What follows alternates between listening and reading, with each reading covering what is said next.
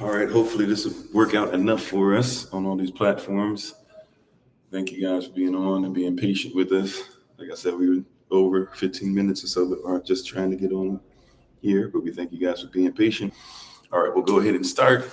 May the words of my mouth and the meditation of mine heart be acceptable in Yahweh's sight. He is our strength and our Redeemer, and it is in His name, which is His authority, that we pray, praise, proclaim, project, and protect today's message. Amen. All right, thank you. All right. Hola, mi nombre es Kofi, ¿cómo está? Wagwan. Bonjour, je m'appelle Kofi, ça va? Ni hao, namaste, osaya anakitawaya, Ohio, I see you. Kamsamida. Akwa Aba, Madase, Etesen, Habari Jambo, Mimi Kofi, Nina Frata, Katana Nowewe, Aloha, Grand Rising, Bakwatav, Barakala Sham Yahavan, and Kofi, Kohead of Servants of Christ, Mashalabhi. Hello, everybody. I am Pastor Kofi, Pastor Servants of Christ, where we are always changing lives one mind at a time, but being a voice of the voiceless and speaking the unspoken. And we appreciate your presence. Sorry for the lighting issues and things like that. But we're glad to have you. Whether you join us on the podcast, you join us on TikTok, you join us on YouTube, those coming later on from Facebook. We're thankful and grateful and appreciative to you all for being on today. We do not take it lightly that you could have been doing a plethora of different things with this fact that you decided to join us today. It speaks volumes of what we're doing here and also of your character. We hope that you guys have made it safely throughout. For those of you who do celebrate Christmas and stuff, we don't necessarily, but if there's something that you do, we hope that you were safe, regardless of whether we celebrate the same stuff. We love humanity being safe, so please know that, and we appreciate you. We're thankful and grateful and honored to be able to talk to each and every one of you again. I apologize for some background noise today. Was not able to set it up in the area that I tried to find, but thank you guys for being on. So today we're going to talk about something, like I said, very provocative, and I can probably see why. There's already a lot of trauma issues, things like that, just getting the signal going.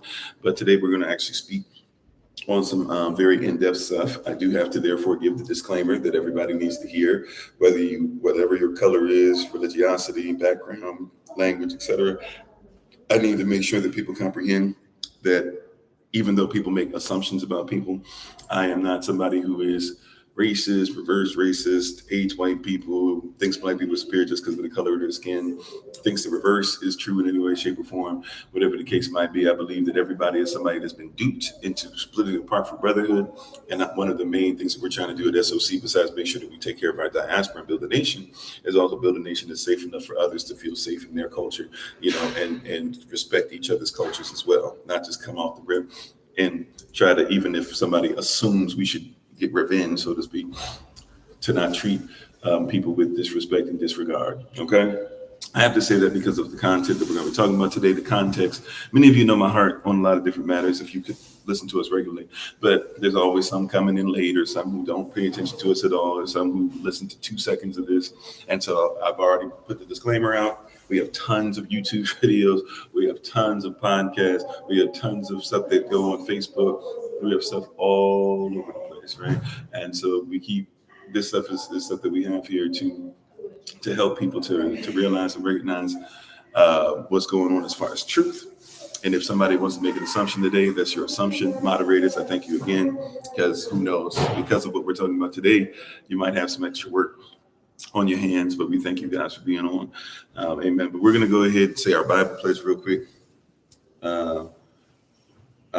We're thankful and grateful. Once again, we give all honor and praise to the Most High. We give all honor and praise to Him for my wife, the Honorable Maya, who lives a life that's able to be honored. You can check her out on TikTok, YouTube, her website, and Pinterest at Bloom and Flourish. Not A-N-D, the letter N. Bloom and Flourish. She is a healer, herbalist, chemist, and biologist by degree. We're going to get ready to say our Bible pledge in just a second, but I just realized we might be able to turn on the light. I don't know if this light person, I don't know what there's a light bulb in it, but it's not on. It might not be time for it. Hold on 1 second.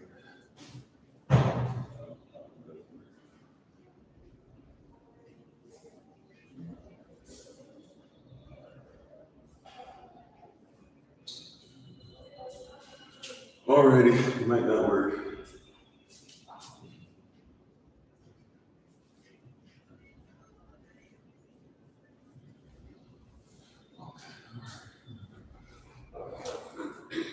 All right. So we're going to get ready to say our Bible pledge. I'll do so standing. So sorry if you're, well, I'll do so squatting so you're not looking at my midsection. All right. Put our right hands in the air. This is my Bible. This is my sword, and this will I trust for Yahshua as Lord. No sword of God shall ever be heard, for this is my Bible, and this is Yah's word. Hashem Yahweh. Amen. All right. So today we're going to talk about something very specific to us as a diaspora, as a people, something that we have to make sure that we are on one accord with, and that we, if we're talking about nation building, should do. And we're going to talk about 9 areas by somebody named Dr. or, well, I don't know if he wants to go by doctor, but Neely Fuller Jr. He wrote a book. We actually talked about it a little bit. I showed it to you guys on the live session on Tuesday when we did Q&A. Somebody had asked a question about it and asked what we thought about it. So we shared the book and the title with you.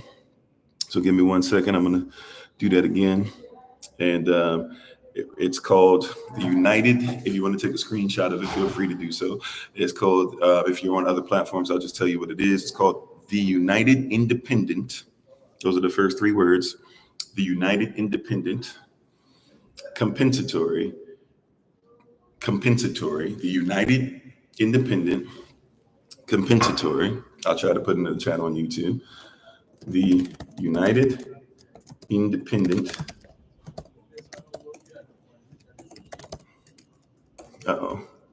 Independent, compensatory, code system concept. A textbook, that's workbook for thought, speech, and or action for victims of racism, or in parentheses, white supremacy. Okay. And once again, I have to be clear on this. Just because we're talking about this today doesn't mean that I've come on here to bash you because of the color of your skin or to say that you deserve death or any foolishness like that. And if anybody wants to automatically make that assumption, you got to ask yourself why you're trying to defend something that messes with all of us. Okay. Because really what we need to be taught is something that messes with all of us. This has messed up all of us because everybody has to be in the same system. All right. So if you look in the chat on YouTube, I put it in there. I'll say it again one more time for those who are on podcasts. If you're on TikTok, you have a few more seconds if you'd like to be able to take a screenshot of this. And then I'm going to take this down before somebody comes on here and tries to say that we're racist. Right. So I'll say this one more time. The United Independent Compensatory Code System Concept. This is by Neely Fuller Jr., Neely Fuller, Jr., Jr. period. And this is a textbook, workbook, or thought, speech, and or action for victims of racism, in parentheses, white supremacy. In other words, it's a code book. We're going to do some code breaking. All right. And before we get into the code breaking, though, we got to figure out these 9 areas. This is something out of the book that he does. Right. So I'm going to go ahead and take this off the screen because I'm not trying to get any drama, get any smoke, and have to go ahead and move to one of our other channels and all that stuff to make this stuff happen. But we are going to talk about this for real. Okay. So we're going to talk about these 9 areas that you have to deal with, and you have to believe what's going on. Not even believe, whether you believe it or not, it's not even an issue. You know, you can not believe in air and still breathe it. You know, I've heard people make the argument, what is a metabolism? Nobody's ever seen a metabolism. Right? I've literally heard people make, I'm not even joking. I've heard people make that argument. Just because you don't believe in it or you don't see it or you don't know how it works and how it moves, it does not mean that your metabolism isn't real, right? So, and once again, white supremacy is not something that's designed to keep just Black folk or POC, people of color, in control. And now people are trying to move the needle, LGBTQ plus, or people trying to move the needle further. Just it's there to control everybody. Everybody has to fit within the system. If you live in a culture, you live within the system. Whether you like my saying so or not, there's not one individual here that can be talked about as an individual without a society to base your individualism upon. Okay, so this is the context. Everybody has to be in the same system, right? Everybody has to be in the system that says if you're redheaded, you feel more pain. And if you're dark skinned, you feel less pain. You know, that's in the textbooks that your nurses are taught, right? That's truth. Whether you like my addressing it, bringing it up or not, it is the truth. So that's what we're talking about today. We're going to talk about 9 areas before we start code breaking, right? Before we start getting into code breaking and stuff. Like I said, at some point, maybe in the evenings or something like this might become a series for us on a regular basis. Down the road, maybe it'll be a Patreon series. I don't know. Maybe it'll be evening series. Maybe it'll be something that we give the preachers a chance to preach on or something and do a series. I don't know. But at some point, we will revisit these 9 areas very soon. As we're getting ready to talk about these 9 areas, and hopefully if you're able to write notes today, if you're able to take note in a special way, I would suggest today would be the day.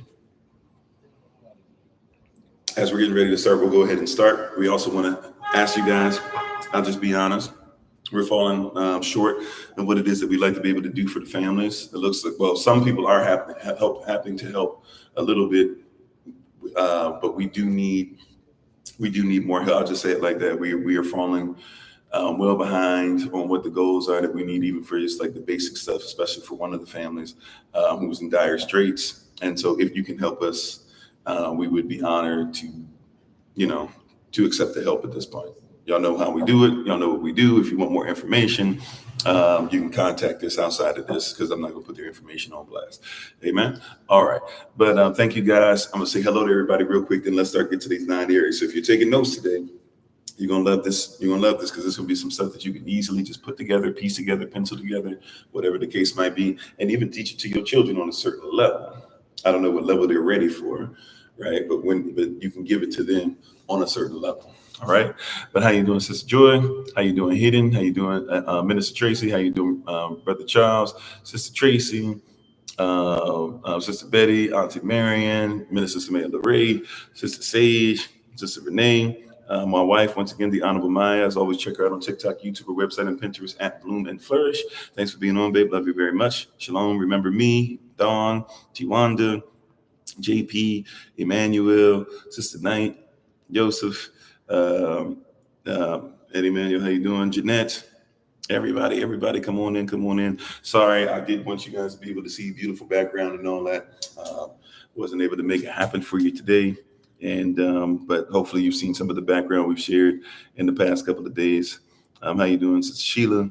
How you doing, Abba the Best? How you doing, Darius? Oh, okay, thank you. Yeah, amen. Let's see. Brother Frank, everybody. Sister Gertrude. If I miss your name on any of these platforms, charge it to my head, not to my heart. How you doing, Sister Karen? Is it Ganja? Thanks for being part of the community. Appreciate you. Brother Joseph, everybody. Brother Allen, Keisha James, everybody. We appreciate you. We appreciate you. All righty. How you doing, Hood Classic? All right. And thank you, Thoughts with SJ, for putting that in the chat. Everybody, how you doing, King Raj? All right. So how you doing, Cloud? You said on a regular basis, the heart beats consistently, reinforcement, mental, spiritual food, 4-core press in all 9 areas. Okay. Amen. So these 9 areas, which is what we're trying to focus on today. 9 areas. In anything that you're in, we keep telling this to people don't recognize it, but you are in a system, you are in a culture. Matter of fact, any word that has an ISM to it, you have to talk about a system. You must talk about a system. Now, if somebody says classism, it is a system based off of what? Class.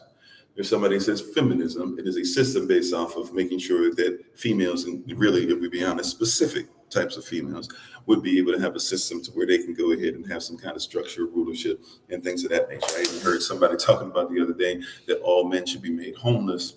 And if they were made homeless and they had to earn their way into having homes and given the right to have homes, like it's getting to red pill, ridiculous, beta levels and all that foolishness, right? How you doing, Prince? But you're in a system, right? If you're talking about chauvinism, even though chauvinism is different than what you think in French, chauvinism was somebody who was so into supporting Napoleon, even though he was so much into supporting France, that even though he was injured and mangled and stuff, he still continued to show his life. There was somebody named Chauvin or Chauvin. And so that's where you get chauvinism from. Now, if you want to call it male chauvinism, then you're talking about misogyny. But chauvinism is being so into a nation that even though it's tearing you apart, you'll still support the system. That's what chauvinism is, right? How you doing, Brother Keith? So we have to recognize what these words actually mean. So you hear somebody say, you're a chauvinist. No, if anything, say a male chauvinist, and then what you're trying to say is he's so much into male supremacy that even if male supremacy will injure him, he will still go ahead and support the system. Past looking foolish, past having a limp. How you doing, Miss Q? Or while having a limp. How you doing, Willie? Thanks for being part of the community. So these are the things that we have to talk about. We're going to talk about chauvinism, this, that, whatever. We have to actually have a real conversation. People don't know what these words mean. We just throw them out, or people tell you something and you just believe it. Words were refined the way that they were, and somebody broke them down, defined them so they could reverse engineer them. Then they redefined them, reverse engineered them again. Right after they reverse engineered it, they rebuilt it in their image. And so now we have to refine it. We have to get it back to what it was so that we comprehend what these words are. You're being controlled by words to the point to where you spell out words and don't even realize who casts spells. How you doing, Dennis? Who casts spells? Right? Witches cast spells. But you look for witches to look like somebody in green makeup, or the good witch of the north, or the wicked witch of the west. But who casts spells? You see? So we have to be honest, right, about what's going on. If you spell out a word, it's actually telling you that if you go into somebody else's culture, you don't have other cultures where they spell words. They use character to put words together.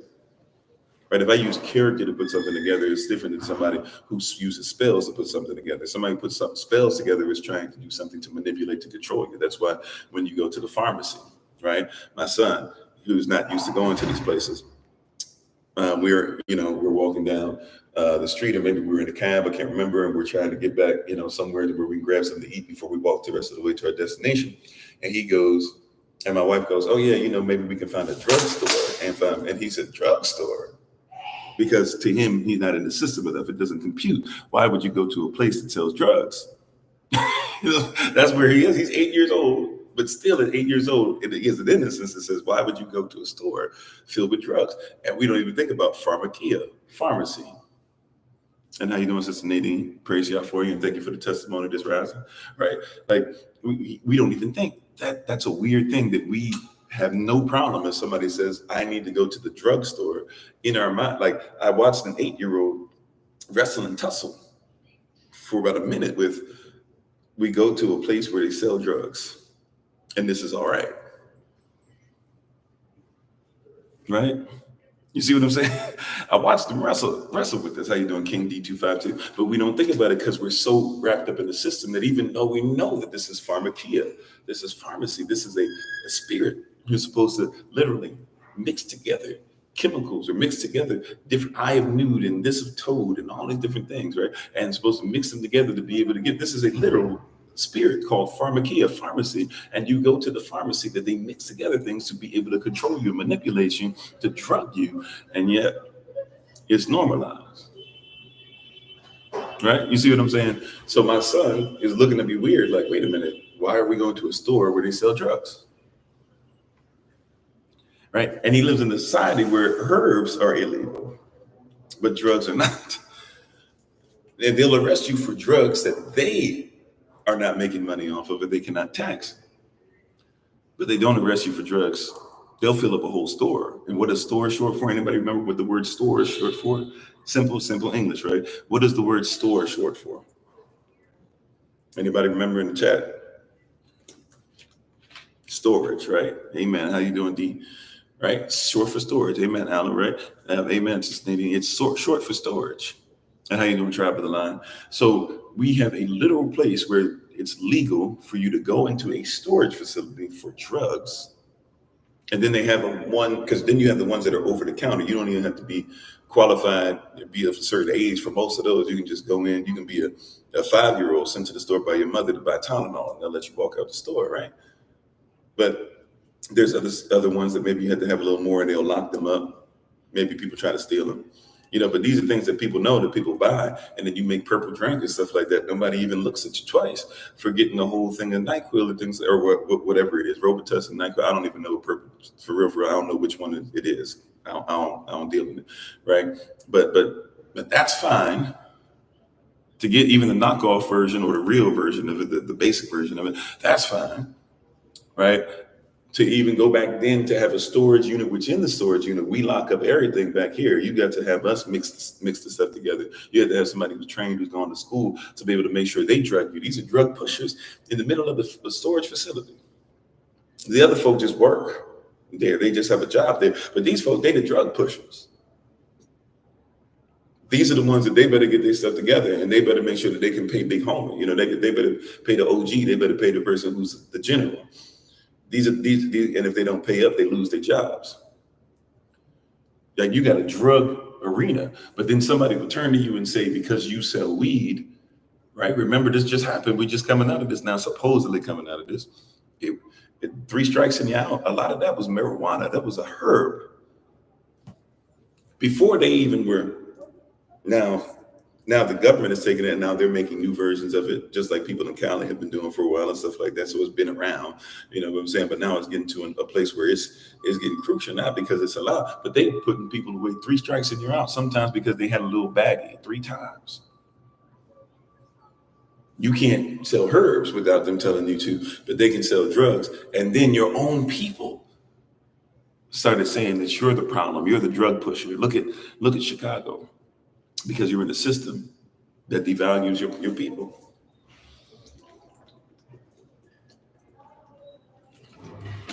You see, we're in a system that devalues our very own.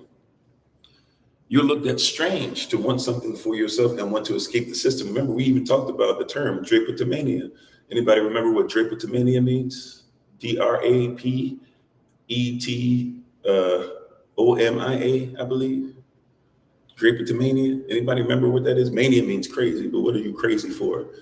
Drapetomania. What are you crazy about? Anyone who wants to get away from the system. Back then, when they had the term, any one of us that wanted to escape chattel slavery. Yeah, we wanted to be free. How you doing, Minister Shante? We were considered to be drapetomaniacs. How dare you want to get out of something that's, according to South Carolina when they seceded, Georgia when they seceded, Mississippi when they seceded, right? Texas when they seceded. You can read the stuff for yourself. According to your masters, your former masters, even though you think they're your former masters, because they still control your heart and your mind and your governance and what your children are learning and what you wear. We're going to get into this in a second. We're going to get into these 9 areas by Neely Fuller Jr., right? Out of his book, The United Independent Compensatory Code System Concept, something to help you through white supremacy, and to see the code structure of it. But we have to be honest. We have to be honest. Everything in our life is controlled and manipulated by a system. Now, I always tell people you got to go deeper because white supremacy is just it's a. Okay, sorry, not sure what that was. Somebody named Bread was trying to contact me. Okay, hopefully, if you're on right now, you'll if you see us, you'll realize that we're on and contact us later. Sorry about that. We got enough signal issue as is today. But one of the issues that we have to be honest about, we got to have honest dialogue about, right, is that in all this stuff that we're talking about, even white supremacy is just simply a more surface level way of us looking at demonic influence. And that's really the heart of all this stuff. White supremacy is when one group of people who were taught that there was a such word as white and just kept on taking it to the next level. They were great students of what it was to be whites. There was no such thing as white. Remember, or there was no such color as white. Remember, white is not a color. White is clear, see-through, colorless. Light reflects off of it, translucent even, right? If you look at polar bear fur, polar bears have white fur, right? It's clear. You have white blood cells. What does that mean? They're clear. You look at a snowflake under a microscope, right? What is it? It's clear. What is a snow crystal? The snow that you see on the ground, you see it as white because it's reflecting light. So you think that that's a color. But the reality is, if you were to break down the things that make up that color, they are what? They are clear.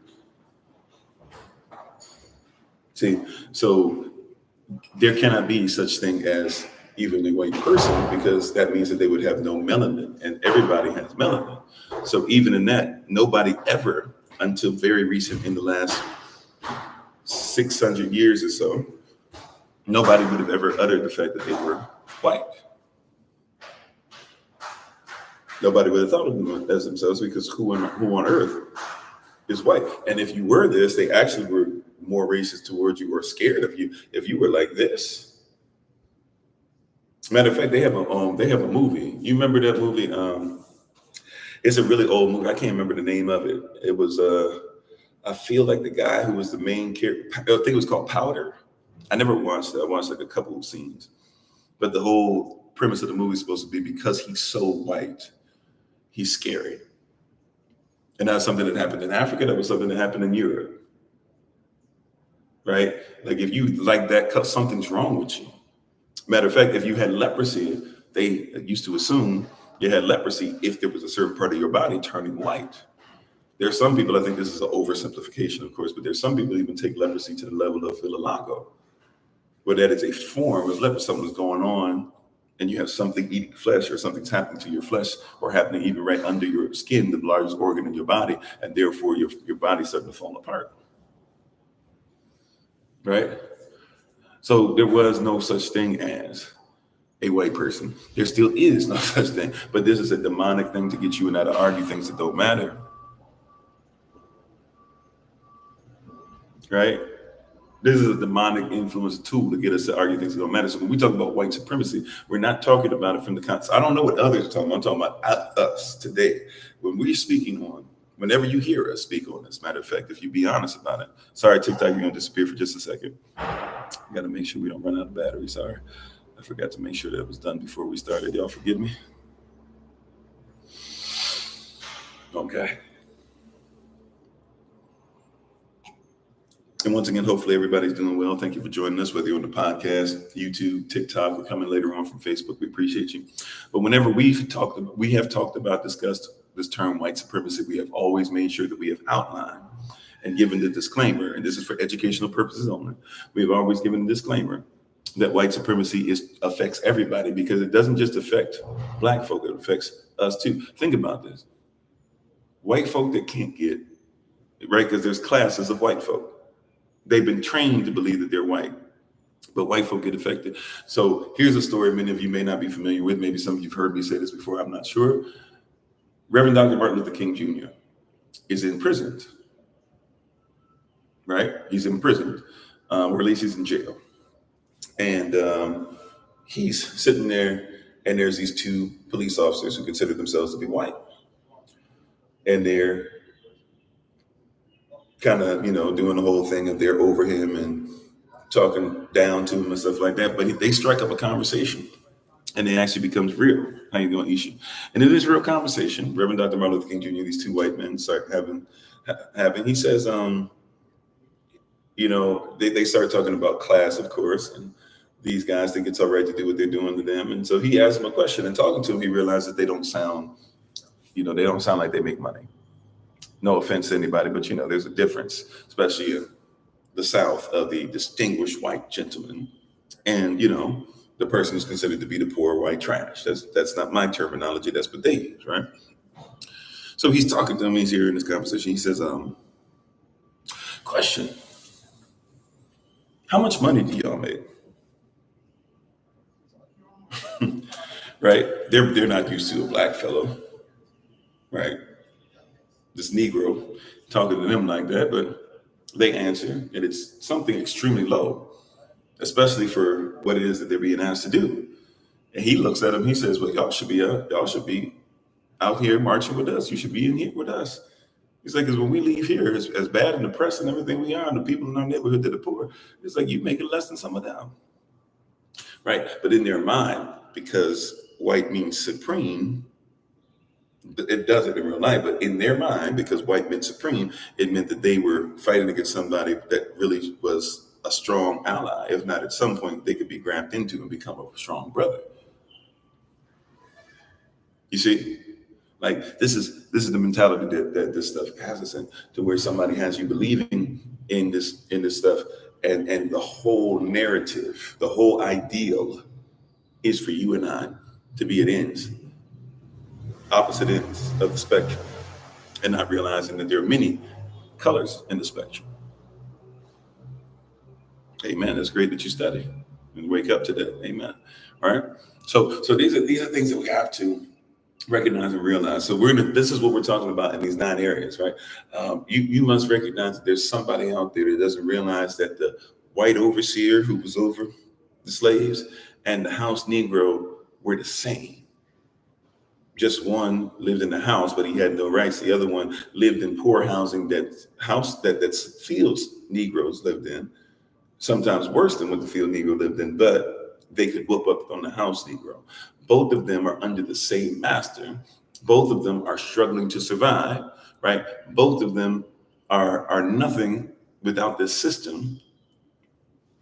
However, both of them think they're different. One thinks he's superior, one thinks he's inferior. Both of them are in the same position. How you doing, DB? You hear what I'm saying? Both of them in the same position. So when we say white supremacy, when we talk about a slave master, you must recognize that the United States of America has 300 and, well, outside of those who are becoming free, becoming sovereign, living independent, trying to get off grid, trying to eat your own food, do things like that. You must recognize that basically you have 320 million or so slaves, right? Part of the United States Corporation. 28 USC 300215 subsection A tells the United States it's not a country, it is a corporation. What is a corporation? A corporation is a fake fictitious person. And if it is a fake fictitious person and there are persons underneath it and as a fake fictitious people or nation, that means that those people belong, or those persons belong to the person, the corporation, which means that those people are enslaved. This is just basic law. So everybody who has decided to give the corporation more honor than the Most High, right? Like I'm actually looking at this. I'm not trying. I got to be very careful. But even when we get the land, I'm looking at possibly having identification. You know why? Because if we have our land and our land is allodial, and we start making laws and rules and regulations on our land, then guess what? We have a right to be able to ID people as being on our land. Which means that if you get pulled over, you should have something to be able to say, hey, I belong to something different.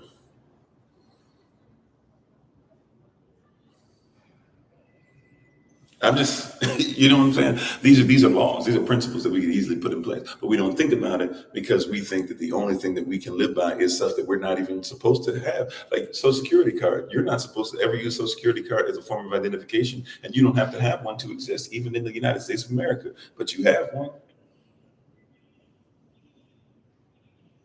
You don't have to have a birth certificate to exist anywhere. I don't care if you're in Jamaica. I don't care if you're in United States Corporation. I don't care if you're in Canada. I don't care if you're in the United Kingdom. I don't care if you were in Ghana. I don't care if you're in South Africa. I don't care where you are. You don't need a birth certificate.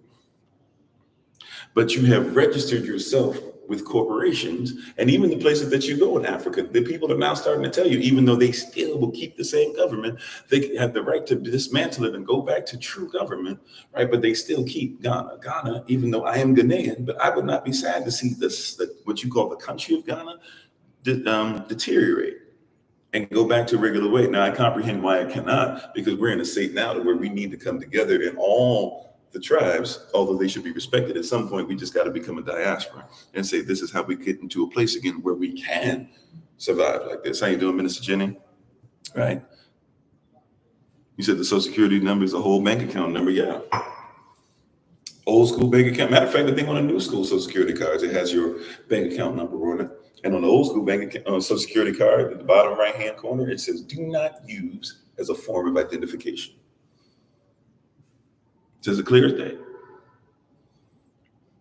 You said you officially shook. Yeah. So when I just want to put this stuff out. So when I'm talking about this thing today by Dr. Neely Fuller Jr., I'm not talking about, when I use the term white supremacy, I need you to comprehend. It's not, when I say use the term white, we must understand, once again, like we explained, there cannot be a such thing as a white person because you have melanin. The term white means lack of color. It means absent of color, reflective, see-through, clear. So there cannot be, right, even bright. So there is not a person on earth that lacks melanin. So what I'm trying to say is white, you got to think of as a status.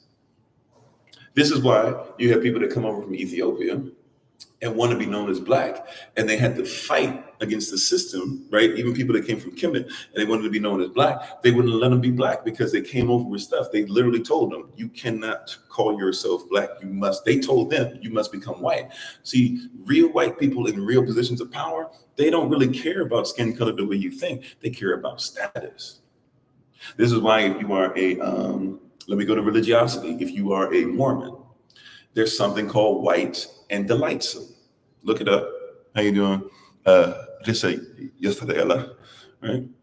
All right. Look up. There's something in Mormonism called white and delightsome. What does that mean? That means that because you are white, you have access to things that other people don't, including heaven, or certain spots in heaven for sure. Right? This is a reality, right? And if you were trained in that as a white person, then of course you're going to fall into a system, or even if you disbelieve it, but you're still in a system that says that, then there are certain things that I won't even go to the place of benefit from, right? I think that's low hanging fruit. And I think that gets us into arguments because people can't think that I'm saying because you benefit from it, therefore you're racist.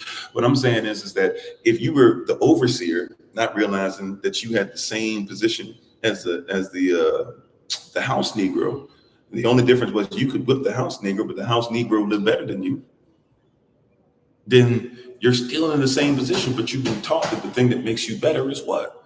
The color of your skin. Do you hear what I'm saying? Do you hear what I'm saying? So this is not to attack anybody. Is everybody with me? Is everybody comprehend that? Before we get into now the nook and cranny of this, right? Before we get into these 9 areas and we deal with them in alphabetical order, is everybody on the same page? I just want that to be clear, right? You guys who are with us on a regular basis, you already know my heart. You already know I am not coming here to try and tell you that somebody's bad because of the color of your skin. I'm not trying to tell you that. I'm trying to tell you how they manipulated and warped you and jacked you up, and you don't even know what culture you're in. And you don't even know your true culture. Even if you're talking about a culture for all of humanity, for those of you talk about the human race, you don't even know that the term race comes from the term species. The term species dealing with the fact that they thought that animals had races, so they competed against each other. And then somebody by the name of before Darwin, what's his name? I can't remember his name right now. It'll come to me. But basically, Carl Linnaeus, a guy named Carl Linnaeus said, well, these animals compete against each other, but so do human beings. So maybe they have races too. And then he said it was white, red, yellow, black. That's what he said. And from that point on, that's what you began to believe as races. And then you keep saying the human race, but the human race, then you would say is a human competition, or all species have competition. You are not part of a human race. Somebody had to show that to you and then keep teaching it to you. And then here comes Charles Darwin down the road, who is a preacher who believes in moon worship, Easter, Ishtar worship, and who also is somebody who does not like people of color and doesn't like a lot of white folk either. Go look at his uncle, who he marries his uncle's daughter, meaning that he's into incest as well. This is who you're looking at as a standard. And he comes in with the 5th type of evolution, which is your macro evolution, if you will, to try and describe, because people don't know there's even 6 types of evolution. People don't even want to get into that. And that literally evolution is hard to identify because, first of all, people don't even know what type. They try to use macro evolution to support all evolution. And there's 6 types, and you can't even really prove it. But this is where you get your Darwinism from. What is Charles Darwin's book titled? The one that's so famous that he wrote in 1859, going along with stuff that was happening, like not white man's burden that was already in place. But what was the thing at the time before the lost cause? They started spreading the cross. Manifest Destiny. During the same time, during Manifest Destiny, he writes a book, and the book is backed up by royalty, geologists, and people who follow the doctrine of Carl Linnaeus, the one who said white, red, yellow, black. His book is not called evolution. It's not called the theory of evolution. His book is called The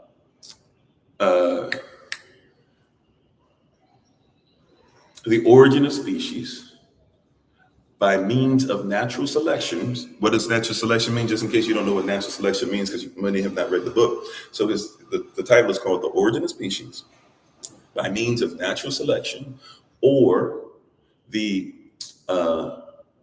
survival of favored races and the struggle for life. Which means that he was expressing to you how what Carl Linnaeus said, that you are in competition and therefore certain races are better than others. He was saying natural selection means that certain races should be able to take out other ones, because it's about what? The struggle or the survival of favored races in the struggle for life. By natural selection, certain races are favored to survive. This is what evolution is about. You can look it up. Look up what I'm telling you. Before you get mad, before you get upset, before you say he's being reverse racist, I'm trying to show you the system. If something is a system, you might be doing something without recognizing it is systemic and not even thinking to yourself, what causes me to do this? How you doing, Big Roy? Yeah, people don't see the system. This is all we're bringing up. How you doing, Sister Bree? This is not about the fact that your color of your skin makes you bad, that this and that, and that you meant it. And that what I'm saying is, when you went to school, they taught you stuff. Tell me I'm lying. When you went to your school, did they not teach you George Washington never told a lie?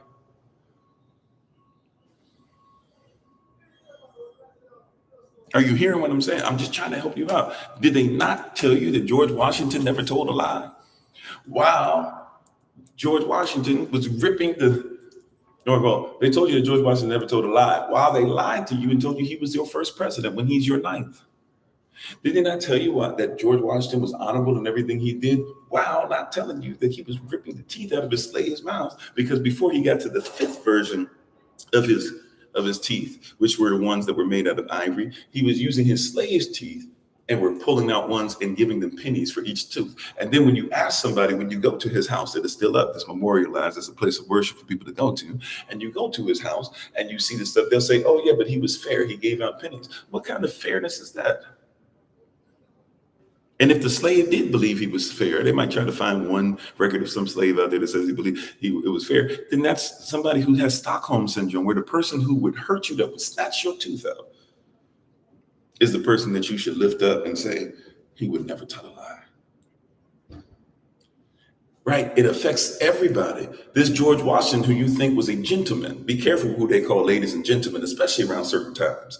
This person called himself a gentleman, married his wife, Martha, because what? Martha had just as many slaves as he did. He doubled up. He married his wife, Martha, because he was attracted to her. While being a white supremacist, he was attracted to the Negro in her. You know, she's known as a brunette or a brunette. Go look up what a brunette is in the 1700s, 1800s in the dictionary. It meant that she had black features. She could pass for white, but she wasn't quite white. So he could get the fix it, but not have to, be looked down upon. Oh, by the way, how many of his slaves did he have babies with and stuff? You know, he when he passed away with syphilis, which is why he's got that big obelisk. An obelisk in what you call the George Washington Monument. Look up what an obelisk is and how they're trying to say that he's the modern Osiris. See, that's supposed to represent the penis of the father of your nation. You don't even know that you're into a religion. Right? You don't even know you're into a religion. But George Washington would never tell a lie, let alone sleep with all of his slave women, let alone get with his wife so that he could take her slaves and become twice as wealthy overnight. See, it's not just about race only. This is Satanism.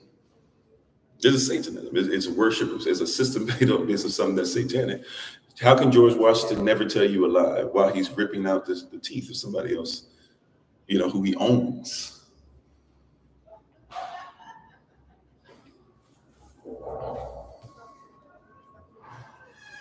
Right? How can George Washington never tell you a lie as he's ripping the teeth out of those who he owns?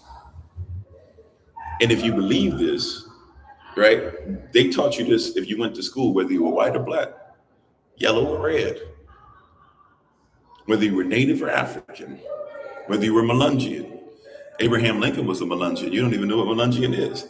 Abraham Lincoln was considered to be what you would say today. You would call him white, you would call him black, and you would call him Native, dark-skinned. He was Melungeon. All three together. But in your mind, Abraham Lincoln freed the slaves. But so if he freed the slaves, then why don't you ever say blacks free blacks? And why don't you ever talk about that he did it in conjunction with the Gullah Geechee Wars?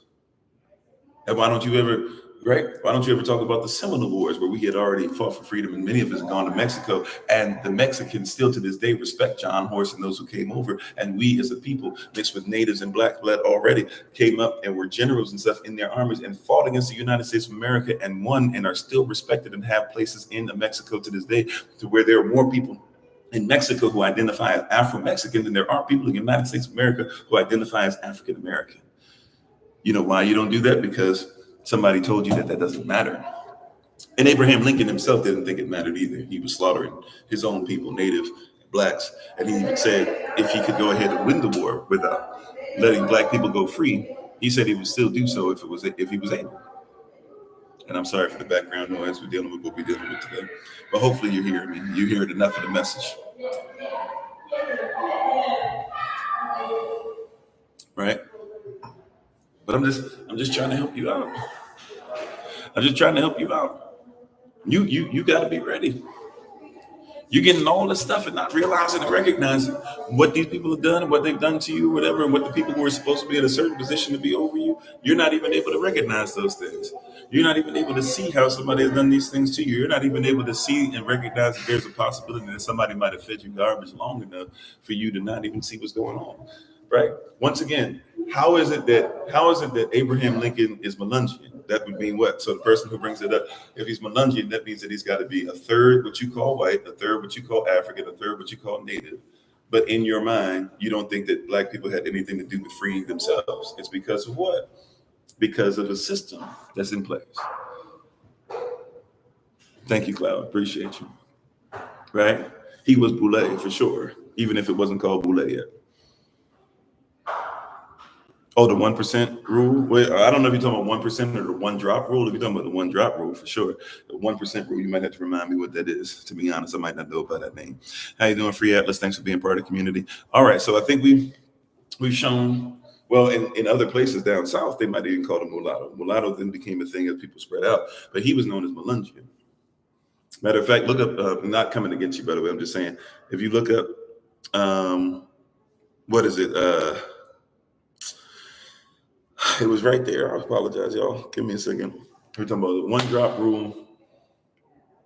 Melungeon instead of, if you look up when he was running for president, we can still actually see, if you look up when he's running for president, you can actually see both times he's running for president. And even during times, even in the North, when there was North versus South, you will see these political cartoons, political satire, right? Like what you see in the bottom. I don't know. I don't read the newspapers anymore and stuff, so or at least barely. But you know how they used to have stuff on the bottom of it, maybe like Family Circus. If you ever watched, looked at like Washington Post, New York Post, or Oklahoma Sun, or different things like that, whatever. And you might see different newspapers.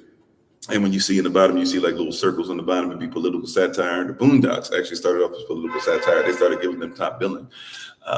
They started off as a comic strip before they got to being a cartoon. But that's, when you go look at that stuff, they'll show stuff like Abraham Lincoln being carried by apes and he's got big monkey lips. They'll show him, with the extreme, cheekbones and doing deals with natives, who he would then get in the office and to prove that he was against these things, to keep everybody on the side. He would start offing his own people. He would start offing natives and stuff. Like, these are things that we don't comprehend, we don't realize, we don't care about. And we were told it doesn't matter, because once again, it doesn't keep a certain system in place. But we can look at this stuff itself. People knew who he was back then. People forget that the first president, right? Because there were 8 before George Washington. The first president was one of you. But white is a status, it's not a color. So as long as he was going to uphold and protect. So see, the first president had to be there was the ultimate boule. He had to be the first one to be able to say, I would keep the system in order and keep everything suppressed and keep everything, downplayed and all that stuff, just to make sure that certain people will remain in power. That's what he said. That's what he did. That's what he had to do. See, in your mind, you're just like, but we're going to get into that, right? Because in your mind, you don't even think to yourself, why do I wear a tie? Somebody will tell you if you don't wear a suit and tie, you're not about serious business. But in your mind, you say, why do I? You don't ever think, why do I wear a tie? When you were young, somebody said, if you're going to do business, you're going to have a suit and tie. Somebody told you if you're going to graduate, you're going to have a shirt and tie underneath that cape, right? You see what I'm saying? In our mind, we don't even think everything that we wear actually comes from a culture. Every single thing that we do actually comes from cultural representation. Everything that you think comes from cultural representation. Whatever your version of God, Elohim, Elohim, Yahashua, Yahweh, Jehovah, right? And Allah, Elohim, Buddha, Shakyamuni Buddha, Nichiren, Nietzsche. We can keep going on down the list and down the list of people. Odin, Thor, Freda, Tyr, Saturn, Neptune, Jupiter. Yes, those are gods and stuff too. Whichever Venus, Artemis. The list goes on and on and on. We can keep going, right? Whatever God you worship, right? It comes from a cultural perspective, right? And most of the stuff we're doing now doesn't represent our culture. It doesn't even represent cultures in general because they're taking from other cultures, which means that they're not even being true to themselves. Remember, we just finished talking about on Christmas Day, the consequences of Christmas. What is the consequence of teaching a lie and telling your children to live by it and expecting rewards for living by it? Exactly, they got a remix. I just told you George Washington has an obelisk. Where in George Washington's culture do they have obelisks? Where in George Washington's culture do they have pyramids? Where in George Washington's culture do they have that?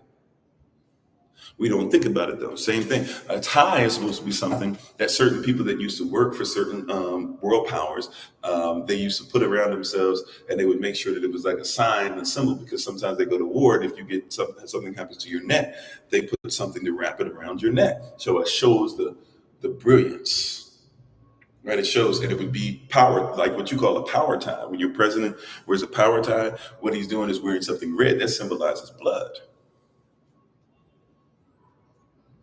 But if you don't wear a tie, you're not in serious business. If you don't wear a certain type of shirt where the collar has to look a certain way, you're not in the serious business. If you don't wear certain types of appearance, if you don't cut your hair off, it's not serious business. Now, who told you this? And what is the reason why? And I'm here to tell you, there's reasons why, but this is the reason why for many of us. The reason why for many of you is because they treat you like you're their child.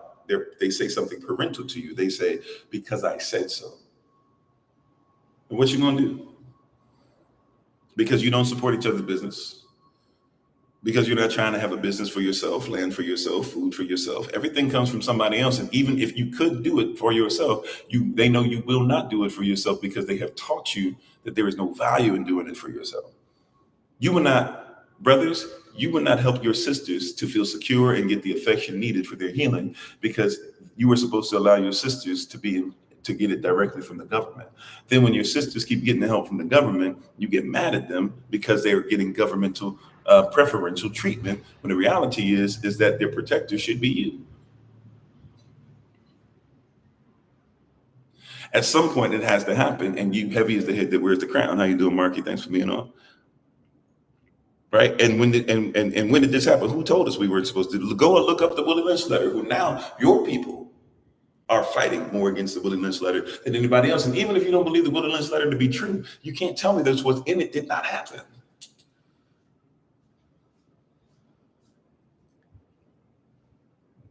Yeah, mind control. Ties look like the news, I see. Mind control. You don't think that you have value. You speak against your value. You speak against your brother. You speak against your sister. Why? Because your brother or your sister coming into knowledge of self means that these 9 areas have to be affected. And that is one of the scariest things. See, I'm quoting this for educational purposes only. I'm quoting Dr. Neely Fuller Jr. or Neely Fuller Jr., who is where we get the subject matter from today. We're talking about 9 areas that control basically things concerning white supremacy. And he said, he makes a statement in the book. He says he says basically like this. He says, if you are confused or do not know how white supremacy works, he says you will be confused about everything else in your life. Now, once again, I say that white supremacy is something that you got to realize is just a surface level form for something more sinister and more in depth called Satanism, right? where the Satan has been given authority to have a his systemic qualities put into a government. But he makes it a point to say, if you don't know, and once again, remember, we talked about it. I'm not going to keep explaining this over and over again for those who are just coming in here, right? But I'm just going to say it one more again. I'm not saying that what white supremacy means all white people hate black people. I'm saying white supremacy means that specific people with a status have gotten everybody else to believe in a system that has to have, like any system or government does. Guess what? If you're in a kingdom, there's a chain of command. If you're in the military, there's a chain of command. If you're in a classroom, I know you don't think of it this way, but there's a chain of command. There are those who give the teachers apples. There are those who are the teachers' assistants. There are those who you consider to be teachers' pets. There are those who are class clowns. Even in there, you will find people get in the pecking order because every system has to have a chain of command. Well, guess what? If there's a system of oppression, there must be a chain of command.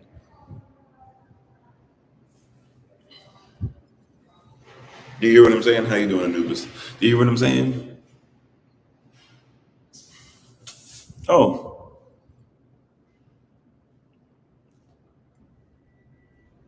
right. You hear what I'm saying? Like, these are things that we got to realize that's going on. We're not aware. We're not aware of what's going on. You see what I'm saying? We have gotten in a position to where we don't recognize and realize. Right? Hear me now. We don't recognize or realize. Right? I think he was just saying that Anubis comes on, he tries to give words of encouragement. I think he was just saying that I can remember a lot of stuff. I appreciate it though. Amen. But you hear what I'm saying? We're not thinking about the system and our system and what it's supposed to look like. Oh, thank you. Remember me, appreciate it. Yeah, feel free to like the video on any of the platforms. If you are with us on YouTube, like, share, subscribe, all that great stuff. So I'm just going to say the 9 areas, especially for those that are on the podcast. We've had like interruptions and signal issues. So I actually usually would have the podcast off by now, but just for you guys to look it up. And if you want to look up the rest on Facebook or look up the rest on YouTube channel, feel free to go on there. But let's... but I'm gonna just go. We're gonna go over these 9 real quick in alphabetical order. That's how Neely Fuller Jr. actually put it, anyways. So, and I'm gonna explain this. So, as we're getting ready to look at this, let me just say it like this too. I don't agree with everything Neely Fuller Jr. said. So, if you read his book, I promise you're gonna see some stuff and be like, "Oh, Pastor, like, why this? And why are you talking that?" I'm not saying I agree with everything he says. Okay. Can I make it very plain? And by the way, we can still be a diaspora and not agree on everything, right? So that shouldn't be something that should be shocking, right? But Dr. Neely Fuller Jr., he's somebody who basically grew up and always felt like he was slow. He always felt like it took him a long time to comprehend certain concepts. How you doing, Dwayne? And this is coming out of his mouth, right? I've listened to many interview and stuff like that he's given, read the books and stuff like that, right? So I'm just telling you, somebody who's a student who sat at his feet, the context, right? So we want to be very careful here. He is coming from a place where he always felt like it was really hard for him to find out what was going on. He was always behind. He couldn't put concepts together. And he noticed that a lot of his people were going through struggle. You know, us as a diaspora, we're going through struggles, really mainly where he came from in the United States of America specifically, but he realizes it hits different nations and stuff as well. He started studying and he started realizing that there was this underlying thing that now people call white supremacy. And he said, okay, I get that. And he started saying, how does that affect me though? It wasn't a thing of how does it affect everybody, right? How does it affect me? So his belief in the Most High, he doesn't even know, I don't even know if y'all would say he believes in the Most High, right? He doesn't really know what to believe in that area. He's not coming from a spiritual place. He's not coming from that. He's telling you certain things that you need to see on just how the system is run. He said, when he wakes up, he knows when he wakes up and when you wake up, you're in this system, no matter what you believe, this and that or whatever. Okay, so there's some fundamental differences he would have. I'm not here to tell you to read the book or we're going over this because everything he says, you'll find him say is 100% accurate. By the way, I'm a human being. Everything I say might not be 100% accurate. Matter of fact, will not be 100% accurate. That's why I try to give you as little of me as possible and do not give opinion. That being said, though, okay, this is what he believes. right? Or this is what he came across. And I don't think that this is something that we should disagree with, but study for yourself. He said there are 9 things that he found. And once he found these areas that he was dealing with, the 9 areas that he found that control in this system of white supremacy that controls everybody, white people, black people alike, and everybody in the middle, whatever color you want to say.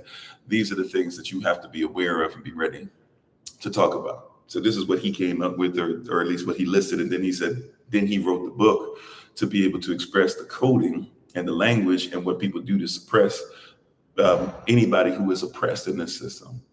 All right. And so these are the 9. And then we'll go ahead and try to bring our Facebook family in. And thank you guys for being on. Appreciate y'all. If you're listening on the podcast, we appreciate you. So these are the 9 that he said in alphabet. He said he put them in alphabetical order. So this is not even necessarily the order he saying there's of most importance. He just said you got to deal with these 9 every day. All right. So here we go. Number 1 is economics. All right. I'll try to put them in the chat on YouTube. All right. So number 1 is going to be economics. All right. Everybody's going to be dealing with economics. All right. Number 2, education. Everybody's going to be dealing with education. Education is controlled. You got to use these to make sure that you're in charge of others. Number 3 is entertainment. What does it look like when we put you on film or put your music out there or do whatever? How do we make you look, right? Number 4, labor, what you call your job. Right? Who are you working for? How much money do you have? When can you take holiday or vacation, depending on where you come from? You might call it something different, right? Number 5, law. It's something you got to realize and recognize that you have to ensure that you're dealing with, right? Number 6 is going to be politics, right? Number 6 is going to be politics. What is your political affiliation? You know, you're not black if you don't vote Democrat, right? Number 7, religion. And I have no problem with that. I agree with them. Number 7, religion. Who you worship, how you worship, whose image is it in, right? Maybe we'll even give you a certain way of looking at things just because, right? Number 8, sex. I think we can go for that. I think we see enough sexual perversion and stuff thrown in front of people's heads. And now, I was watching something the other day where they were trying to say that children already know how to identify themselves as far as their gender and sexuality and stuff by the time they're 4 years old, even though you don't go through puberty until much later than that, right? And then number 9 is war or counter war. War or how one would counter war.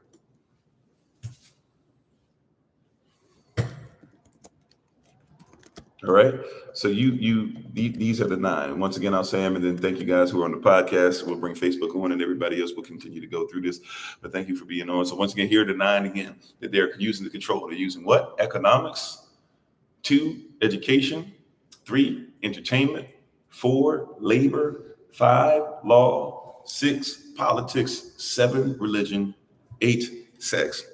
9, war, or also known as counter war. Amen. Right. Now, just with those 9 that we listed, how you doing? Give a chance. Thanks for being part of the community. How you doing, Sister Chambers? Right. How you doing, Fair Use? You said that should go without saying. Right. Can you see already, right, that these are 9 areas easily we could say that they control it. Okay, thank you for the love. I'm not into the Christmas thing. Appreciate it. I know you. I appreciate the gift. This is kind of odd for me a little bit. I guess I really don't. All right, but can you see what's going on? Right? Can you see what's happening? Can you see what's going on? Can you see the reality of what's going on? Right? That we have all this different stuff happening, and we have to be aware of it. Right? We have all this different stuff that's happening, and we have to be aware of it. We have to realize what's going on, right? And sorry for doing this. I really don't. Whatever this thing is, I'm not really cool with it. But can you see what's going on here? No, it's fine. The person is showing love. I guess they don't know, right? But can you see just out of these 9? Yeah, it is what it is. right? Can you see out of these 9, right? We're going to try to bring Facebook on. So I don't know, why is it on for so long? Is this a filter? Did it automatically put on a filter? This is weird. Okay, I guess it automatically put on a filter. That's weird. All right. That's odd because I didn't put on a filter. Anyway, let's see. Somebody's in the background doing stuff, I guess. Where is what am I looking for? What am I looking for? Let's see. Oh yeah, we're talking about the 9 areas. Neely Fuller Jr.'s 9 areas concerning white supremacy. Right? That is real. And we don't like to go ahead and discuss these things or act like these things really affect what's going on. But this is truth. This is very much so truth. And we don't make any plans to try and change it up. We don't make any plans to try and make sure that people are recognizing who, what Yahweh wants us to be. We're not looking at these different things. How you doing? Sister Nadine, how you doing? Thank you. These are things that we're not worried about. But these are things that we have to look at from a cultural perspective, right? We see this all the time, and I'm trying to be hesitant just a little bit. So give us a second. We're gonna get into these 9 now. We want to bring Facebook up first, though. Waiting for the podcast to finish loading. It's almost done. But we're going to get into these 9. Once again, what are the 9? Number 1 is economics. Right. Number 2 is education.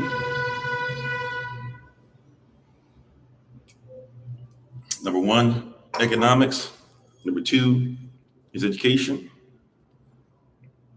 Number 3 is entertainment.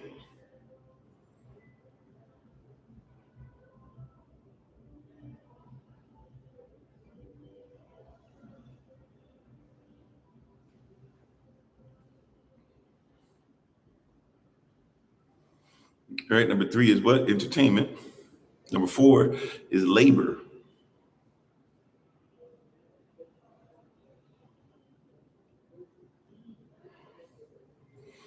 Number 4 is what?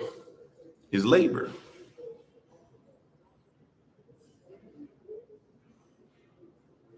Right? So we got to look at labor. Whoever controls your labor controls your life nowadays.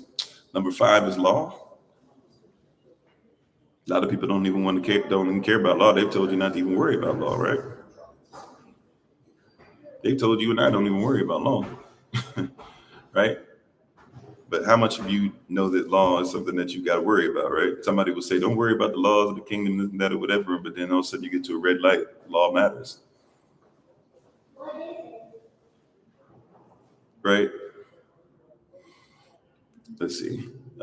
Neely Jr.'s 9 areas of control concerning white supremacy. Concerning white supremacy. All right, we'll bring Facebook on in a second. Politics, number 6.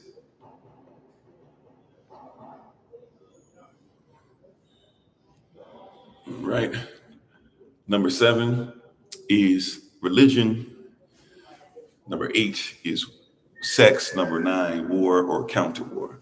All right, we got everybody on now. Thank you for those who are coming over from the podcast, those who are on Facebook. We appreciate you. If you're on TikTok, we appreciate you. If you're on YouTube, we appreciate you. Thank you so much for hanging in there. Let's go ahead and dig into these 9. Let's start breaking these down a little bit. Let's start taking these apart just a little bit.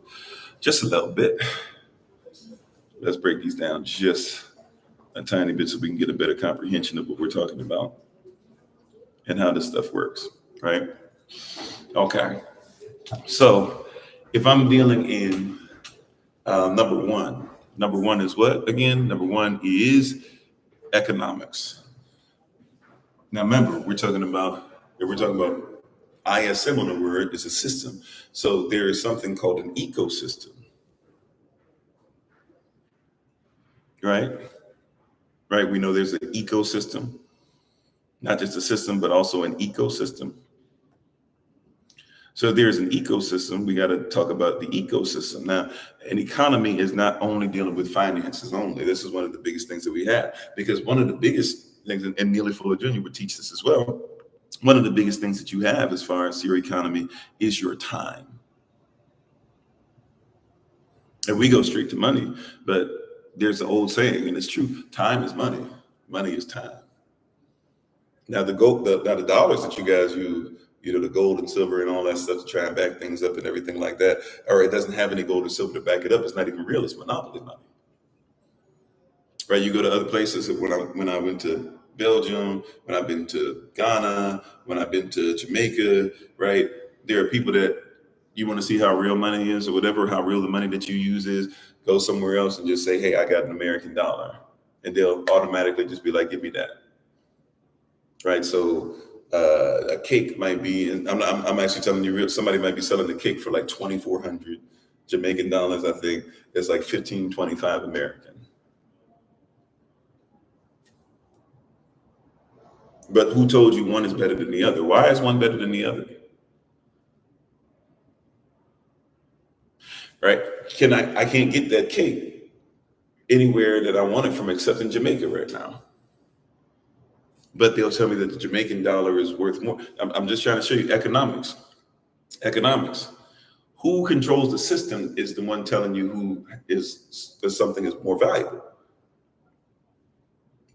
Okay, if you were to try to go over to certain places, let's do it like this. This is why even growing your food. This is why next year when we start doing this, we really need everybody to be in lockstep on this. If we could get this, we could literally, just by controlling our food, you would see that a lot of your financial worries would start dissipating just because of this. Watch this.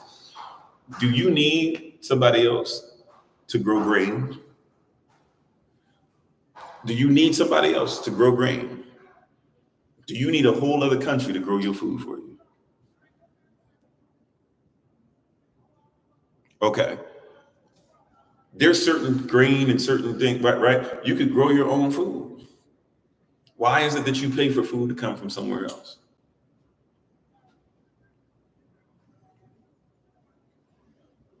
There's not a person who's listening to me, watching this, going to watch this later on, recording, whatever the case might be. There's not one person on here that should have to look outside of us for food.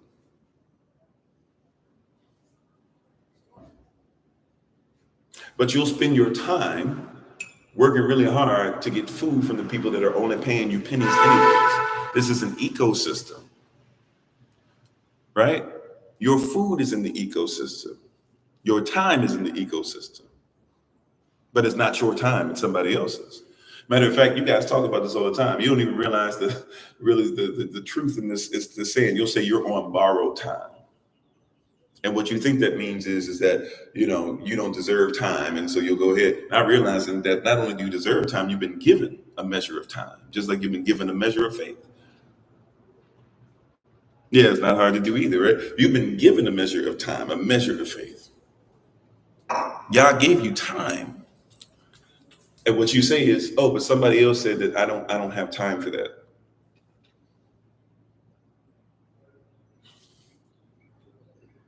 He gave you a measure of time, though. I don't have time for that. I got to do this and do this because everybody says make it in the system you have to do. We'll see, Frank. I'm having issues with signal, but I can try. I do have somebody I got to try to call. I think around 4. I'm not sure what else is on the schedule past that. I will be doing better with schedule stuff because Sister Renee's secretary, she's going to be making sure that we get certain things. She's going to hold me accountable to to certain things in certain time frame. But I might be.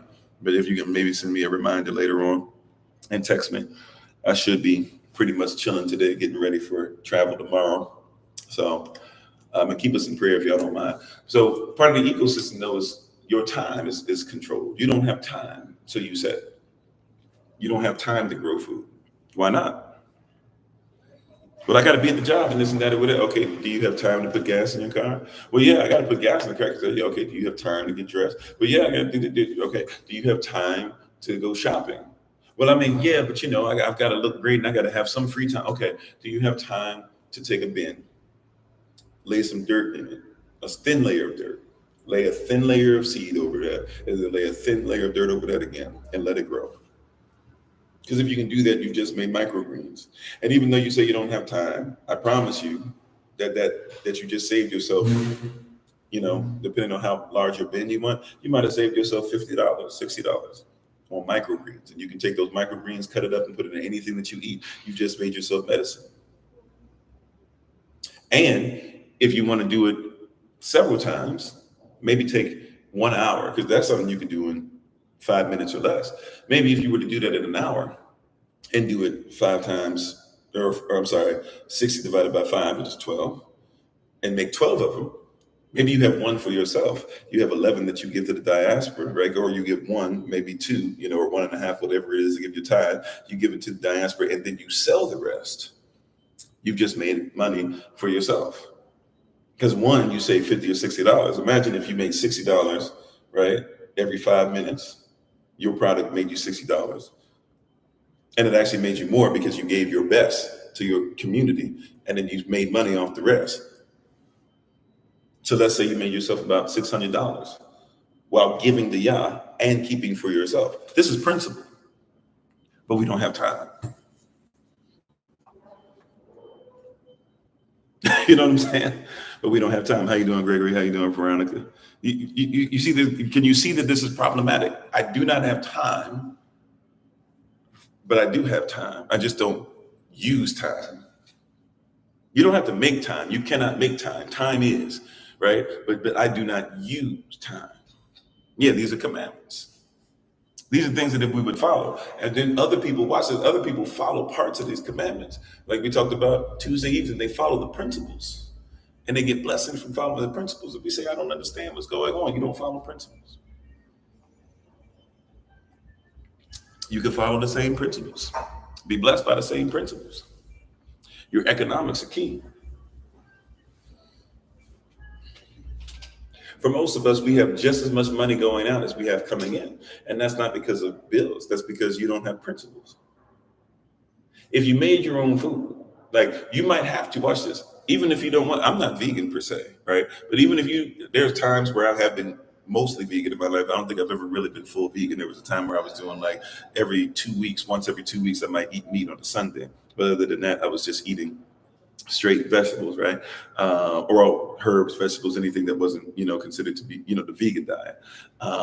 Except that, I guess it wasn't vegan. I would eat honey and things like that, whatever. Some strict vegans say you can't even eat honey.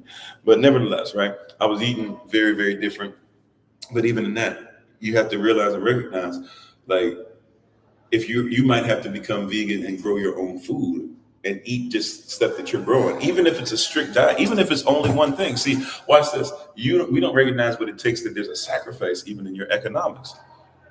What if all you can eat is what you grew, and all you could grow right now is maybe 2 different types of crops in your apartment? You could have 2 buckets. You got a bucket for potatoes. You got a bucket for tomatoes. You might have to figure out how to make that work for a long time. You might have to get used to something. You might have to get tired of eating this stuff. But what if you did that for 3 months and saved money on food? How much, you know what I'm saying? And then get to a place to where you save enough to where you might decide, you know what, I can sell some of this. At least save the seed. Start giving it to people in your building. Being like, you don't even, if you're in an apartment building, hey, if y'all want tomatoes and potatoes, you don't even have to get any here. The first one's on the house. And give and be liberal. Freely give. The principle. Hey, you want some potatoes? Hey, you want some tomatoes? Matter of fact, you don't even have to wait for it to be fully grown. I already started this for you. Here's my wife did this. Went to the last church that we were going to, that we were helping out. Went in there and gave all these people free. Say, hey, take whatever you want. And people took them to be nice, but people didn't do anything with them. But the people who did, they came back and within a month showed us pictures. They were like, I never have to grow tomatoes again. I never have to have potatoes growing again. I don't have to buy these things ever again. They grow right in my house. They grow right in my apartment. This is economics. If I don't have to grow those, I don't have to buy them. If you like tomatoes a lot, if you like potatoes a lot, then you don't have to buy them. You don't have to go to somebody else's storage facility and pay them to have access to their storage. It's in your house. I'm sorry, Dan. How you doing? Sorry for missing you earlier. You see what I'm saying? This is in your house. The Underground Railroad is functioning. I see you, right? So I'm just saying, number one is your economics. You were controlled economically, not even realizing that. Why? Watch this. They won't give me real food. If you're in the States, they do not even give us real food. Why am I dependent on them? Why is it that I have to be reminded when I travel? I go to a whole nother country and I'm like, wait a minute, the fruit tastes like it tastes different. I forgot that this is what like apples actually taste like. I forgot this is what pears actually taste like. I forgot. Like I showed my wife the inside. I said, babe, I said, does this seed look different? She's like this. She's like, what is it? I said, it's a pear seed. She said, oh yeah, that looks way different. Right? Like I had to go somewhere else to be reminded. Every once in a while, that's why you should travel. Even if you travel in the United States of America stuff, you should travel to get outside of your stuff. Even if you're traveling down the street, some of y'all on the same street corner every day. Some of y'all go to the same job and just go back. Some of you take the same route to and from work or to and from your place of travel or whatever, every day, single day, doing the same thing. You need to find a different route, right? See how something works different. Even if you need, watch this. As much as I'm not saying that this is something that I really want y'all to do, but hey, if you need to listen to somebody who I'm telling you is on the other side and listen to their live session one time, just see how other people operate. See, because they don't think, if we're talking about, okay, hallelujah. If we talk about white supremacy, one of the things that it's supposed to do is, there's people that don't even understand, that don't even comprehend why you do what you do. They're like, why do you bow down to this? You said you'd be like Bubba Potato Sushi. I see you, brother Allen. Right? What was it?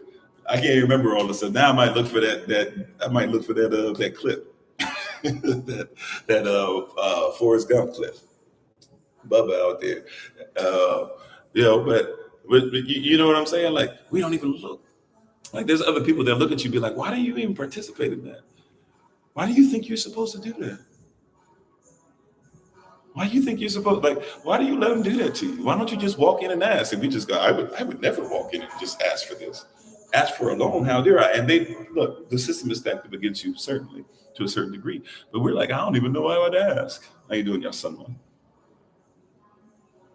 Yeah, we become complacent.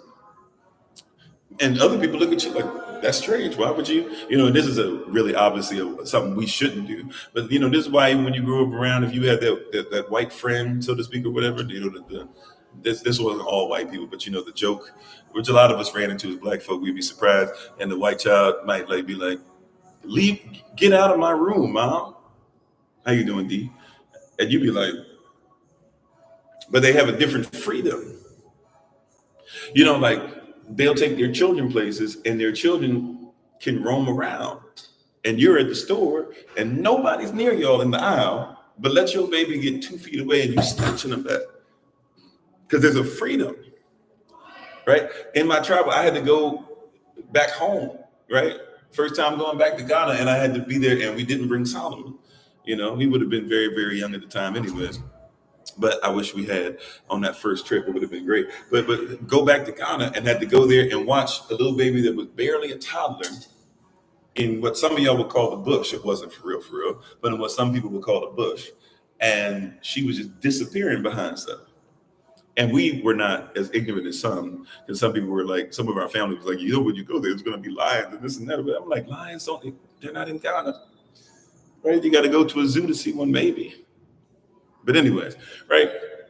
And they just, and so we're sitting up there freaking out because they're letting this baby's getting further and further away. And so we're like, hey, the baby. And the mother is just like, Sister Sarah, married to Brother Abednego, right? They carry these names over there that we don't even think about, right? But yeah, and Sister Sarah goes, what are you worried about? She's like, let her play. Let her play. Leave her alone and let her play. And we got a lesson, like we're so freaked out by the culture that we've been in and we've been initiated into that even our children don't grow up free. Now over here we got to be protective. right? Over there's a different thing. Even though there's still a lot of colonialism, colonist type damage of the mind, over there, even though is a lot of that, there still is a sense of you are the majority people over there, right? Over here, we're minority. At least that's what we think. We don't think of ourselves as worldwide. We don't think of ourselves as Native American. We don't think of ourselves as Israel. We don't think so. We always think of a minority mind, right? But their economics, even in how they have time for their children, or have their children have time to learn on their own, or have their children have time to learn about nature, is different than ours because we're so afraid. Now, we're not together like they are. We're not community like they are. We're not checking up on each other. We're not calling each other. We're not visiting one another, right? And we feel we have to, and might have to because of the system we're in and what we've been dealt. But you go over there, they look at you strange, like, why would you not let your child play? Why would you not let them just, even if they're by themselves, why would you just not let them by themselves? There's nothing out here to go ahead and mess with them. Matter of fact, see, but it's a different context. Now, I'm not saying in other countries, you go over other countries right across the border, you got in different cities, you got to look for different things. But I'm telling you, we were in Accra, Super Accra. We were in Millennium City. I'm forgetting the fourth one in between. We were in the Bread Coast, the Ivory Coast, Slave Coast, all that stuff. And in all those places, it would be crazy for you to even attempt to take a child and do something crazy like that. They would tear you up. And I mean, literally in pieces. Matter of fact, we tried to get in a cab somewhere. This shows you about the diverse, like the mindset. Like, we're so into diversity that we don't actually believe in unity, right? There was a sister. Well, we getting ready to look for a cab, right? And so we're trying to get in the cab with Reverend Bo, who's the pastor, who was our host the whole time we were there for those couple of weeks during that period of time. Might have been a little over a couple of weeks actually. He was our host, and as we're going places, we get in a cab, right, to go to, I don't remember, I think it was late, so we might have been going back to his house for the evening, I'm not sure. As we're getting in there, all of a sudden, the guy's like, okay, he's trying to like rush and leave.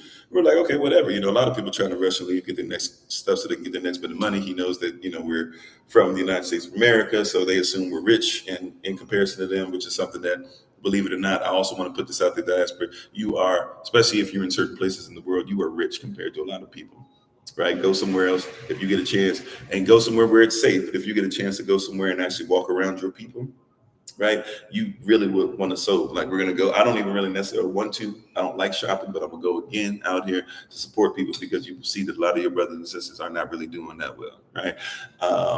So just remember that sometimes as you're struggling, some of us who are homeless live better than some of the people over here. Like, homeless over here, even though I wouldn't mind it, because I've been homeless in the cold, and that's not fun. But some of the people homeless over here, there's like 25, 30 people sleeping under a tree over here. Like, that's their house. They're going to figure it out, and they're going to figure out their day and all that stuff. And the sun is different, it's hot, but it's not, like beating you up. It's not sweltering per se all the time, but that's their situation. It's like 25 people under this tree. That's what they do. Right. So I'm just trying to tell you, like, sometimes you might want to just consider right, your situation, and be thankful. Learn to be thankful and grateful, right? Sometimes you go places and you're reminded really quick that things can be different, right? Nevertheless, right, and we're sitting up here and being blessed, and we're in pools and swimming around, stingrays and dolphins and all types of stuff, and then we're passing up people and stuff, whatever, and learning real quick. Sow into your people, even if it's just a little bit sowing into them, lifting them up, even doing something simple. As far as, I'm just putting this out there because it's dealing with us and coming together as a diaspora as well. I do this everywhere I go. I try my best to make sure that I look every person that's one of us in the eye, and if they make eye contact back, to give them some kind of, greeting. And I'm not talking about just in Jamaica. I'm talking about anywhere we travel in the world. I try to make sure they know, like, I see you. Right, that's a greeting that we actually have in certain places. You go to South Africa, they don't say hello; they say, "I see you." You see what I'm saying? So I'm just saying, like, be into that. Yes, amen, Sister Monica. I was expecting it to a certain degree, but I'm just saying, I'm just trying to give, just be ready. How you doing tomorrow? So just saying, Be on that stuff, right? So you might be in the mindset, but the economic stuff is something that we have to be aware of. Because economics is not just finances. There's so many different things. There's somebody in diaspora right now that makes clothing. There's somebody in diaspora that makes hats. Y'all saw the wool hat that I had. Now, I'm not trying, because the person did say that they might be interested in doing business. I don't know if that's the one that they want, but there's somebody in here, they all like the hat that I had on and stuff. I'll show you the other stuff that they gave. They didn't give it to us for us to do it, so I didn't necessarily do it, but I told them I was going to rock the hat. But y'all saw that's high quality. That's like a $50, $60 knit cap, or not knit. I don't know what the proper term is for how the person put it together. I know it's not crochet either. I forget. They told me, but I don't remember. But that's in your community. Is it not wintertime? And that's something that person loves to do. Y'all could be sewing. And I'm not saying they're going to charge you 50 or 60, but I don't know what they would charge you. But let's say that person says, give me 30 for that. That's a hat that's going to last you a long time. And that's one of them hats that like you would love. They could probably put it in whatever color you want, all that stuff. And you have it sent and everything like that.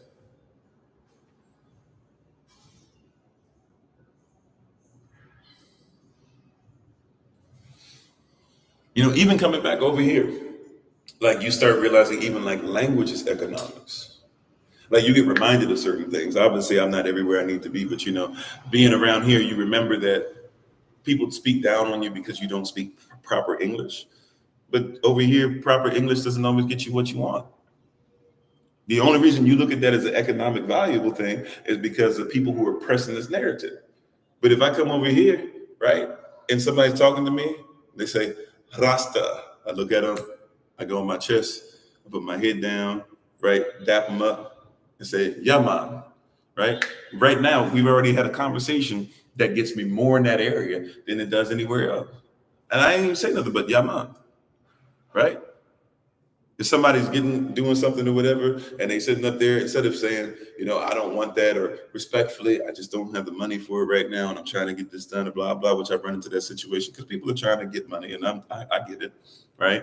And stuff like that. Like they need stuff for where they are, and they hustling just like we hustle over in the States. So you hear people saying that or whatever, but guess what? Instead of doing that, some of my old training comes back. You say, respect, not for me. I didn't say it with the right accent, but not for me, right?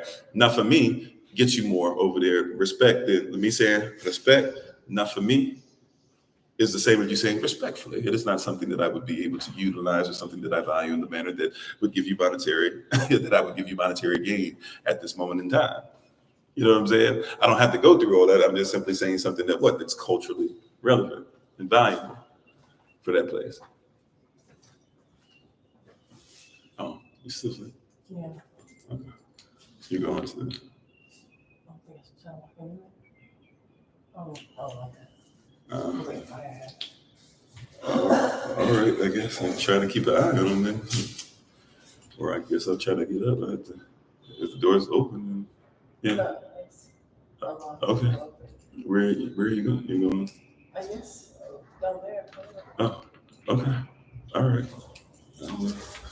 All right, hold on a second. I might have to move real quick. But yeah, so some of that stuff, it gets you, hopefully, yeah. Okay.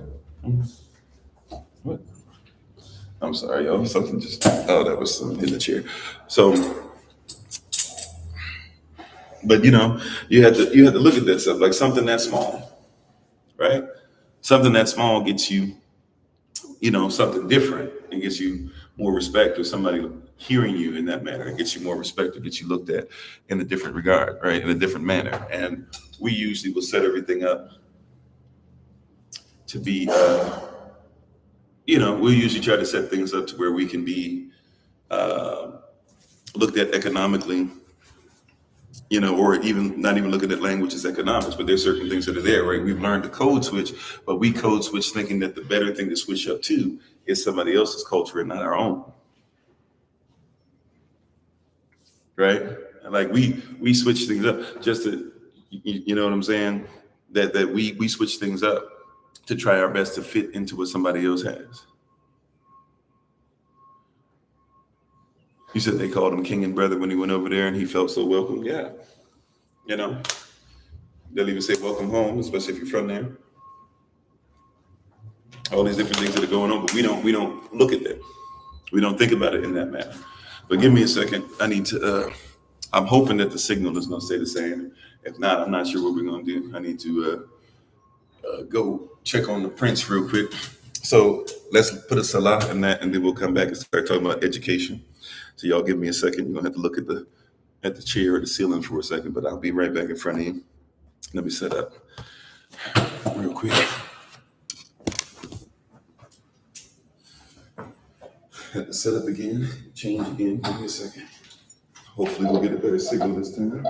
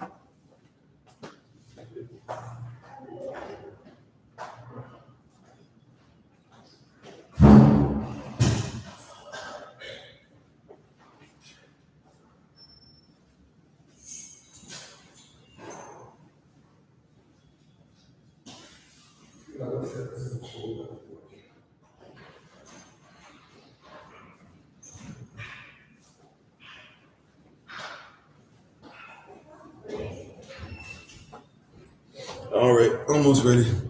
Hopefully we don't lose signal. We'll try and go back where I had you in the beginning. Hopefully everything will work itself out. Thank you for your patience.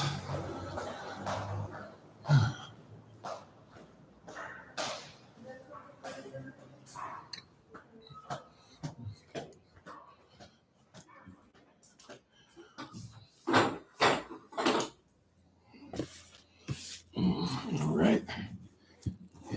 Give me 1 second. Hopefully we'll have this set up where I don't know if you guys can still hear me on the platforms.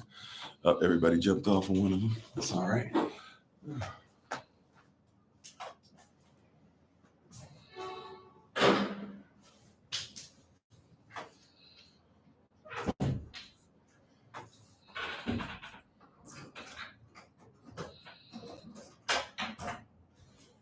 Okay. All right, sorry. Can you guys still hear me? Can you see me? It looks like the signal. Oh, wow, we lost the signal. Oh, more. I can't believe this. I don't know what's going on. How did I lose the signal?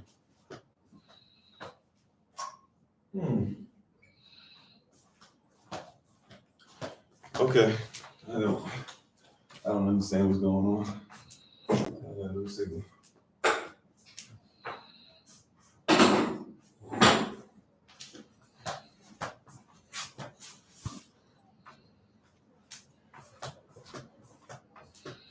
All right, I don't know what's going on. Looks like we lost signal. My goodness, man. I'm not sure what's going on now.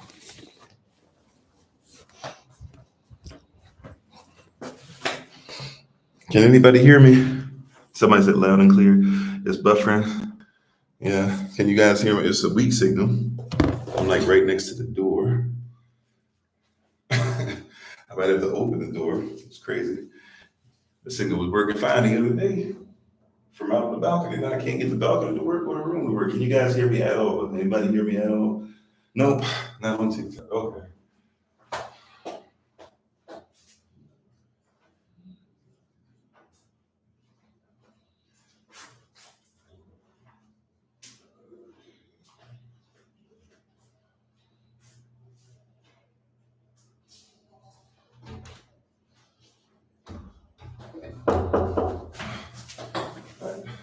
sorry, y'all. Hold on. I know this.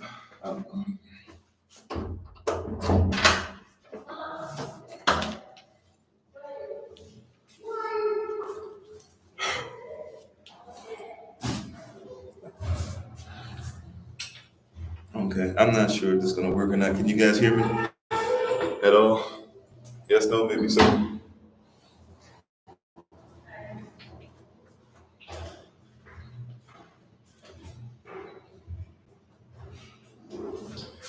If you guys can hear me on TikTok, okay, yes, okay. Give me a second, man. I'm like literally. Oh, how will make this work? Gonna make this work? It's about to work.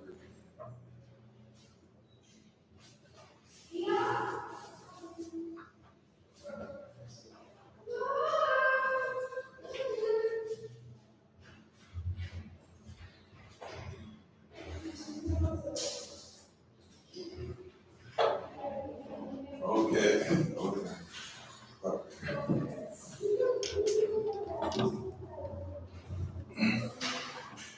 You got a nightstand. I'm trying to see if I can make this work for you all.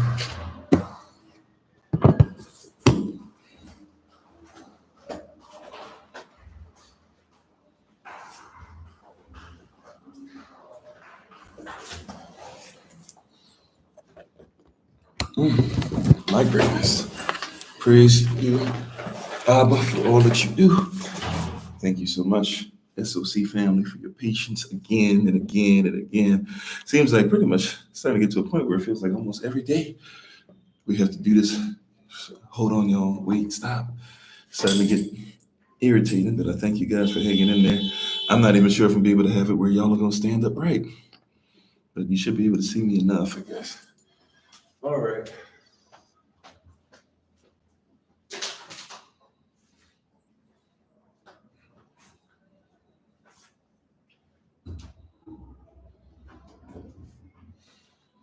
Okay, so I am literally in my room, posted in the little doorway, trying to get some kind of signal. It's crazy that literally if I go in my room, I can't get signal. If I open the door at the edge of the room, it is what it is though. So hopefully y'all can see me. I really can't see comments like this though, especially on TikTok and Facebook, but as long as you guys say you can see and hear, I'll do what we gotta do. Thank you for you guys who were patiently staying on with me real quick. Had to make sure I could keep an eye on Solomon. We can keep on doing what we do. So just give me a amen. So I think we're all right. If you guys can hear me, looks like y'all can hear me okay. So we'll keep on going. So we just talked about first, which was, and we listed them, by the way, several times on YouTube. It's been listed. It's also something where we gave you can take screenshots on TikTok. We'll try to put it up again after this, and I'll make sure I put it up on Patreon for you guys if you missed that. So number one was economics. Number two then becomes education, right? So number one was economics, right? So number two has now become education. Now this is crucial, right? We got to talk about education. Educe, right? We have to talk about education, what it is to educe something. Now, a working definition we have for education really is actually very close to the actual breakdown of the original etymology of the word. To educate somebody is for me, is to literally reach inside you, to pull out the potential that one has, to present that potential to you, right? And then once I present the potential to you and you see it shown, if we come into agreement on this, is the fact that this is education, then what we can do from there is we can actually go from education and we can go into a place of, or I'm sorry, now that we've agreed upon it, now we can place that potential to place what's in you, for you, in you, because it's yours. And now let me give you some tools and try to walk you through as best I can, you reaching what's on the inside. That's basically actually breaking down the word educate correctly. That's more of a proper way of thinking about education. What you think education is you go to school, right? And we would just be honest about it, right? So a lot of us, when you hear the term education, you just think, what school did you go to, and not think what culture did you learn from, and not think how did they develop what was already inside of you. These are nine. These are part of the 9 areas. Number one, we got to figure out what is economics, because if you don't think land matters, if you don't think how you operate matters, if you don't think your culture matters, your music matters and stuff, then you're already economically unsound, right? But then on top of that, now let's go to education. How do you educate somebody when you've already messed up? You don't even know their economics. But also, how do you educate somebody with no sense of self? Because in order to educate properly, you have to reach inside and bring out what's already on the inside of the person. So what is on the inside of your culture? Who can educate you like you? How you doing, Brother Ali? Amen, Auntie Mary, right? Who can educate you better than you?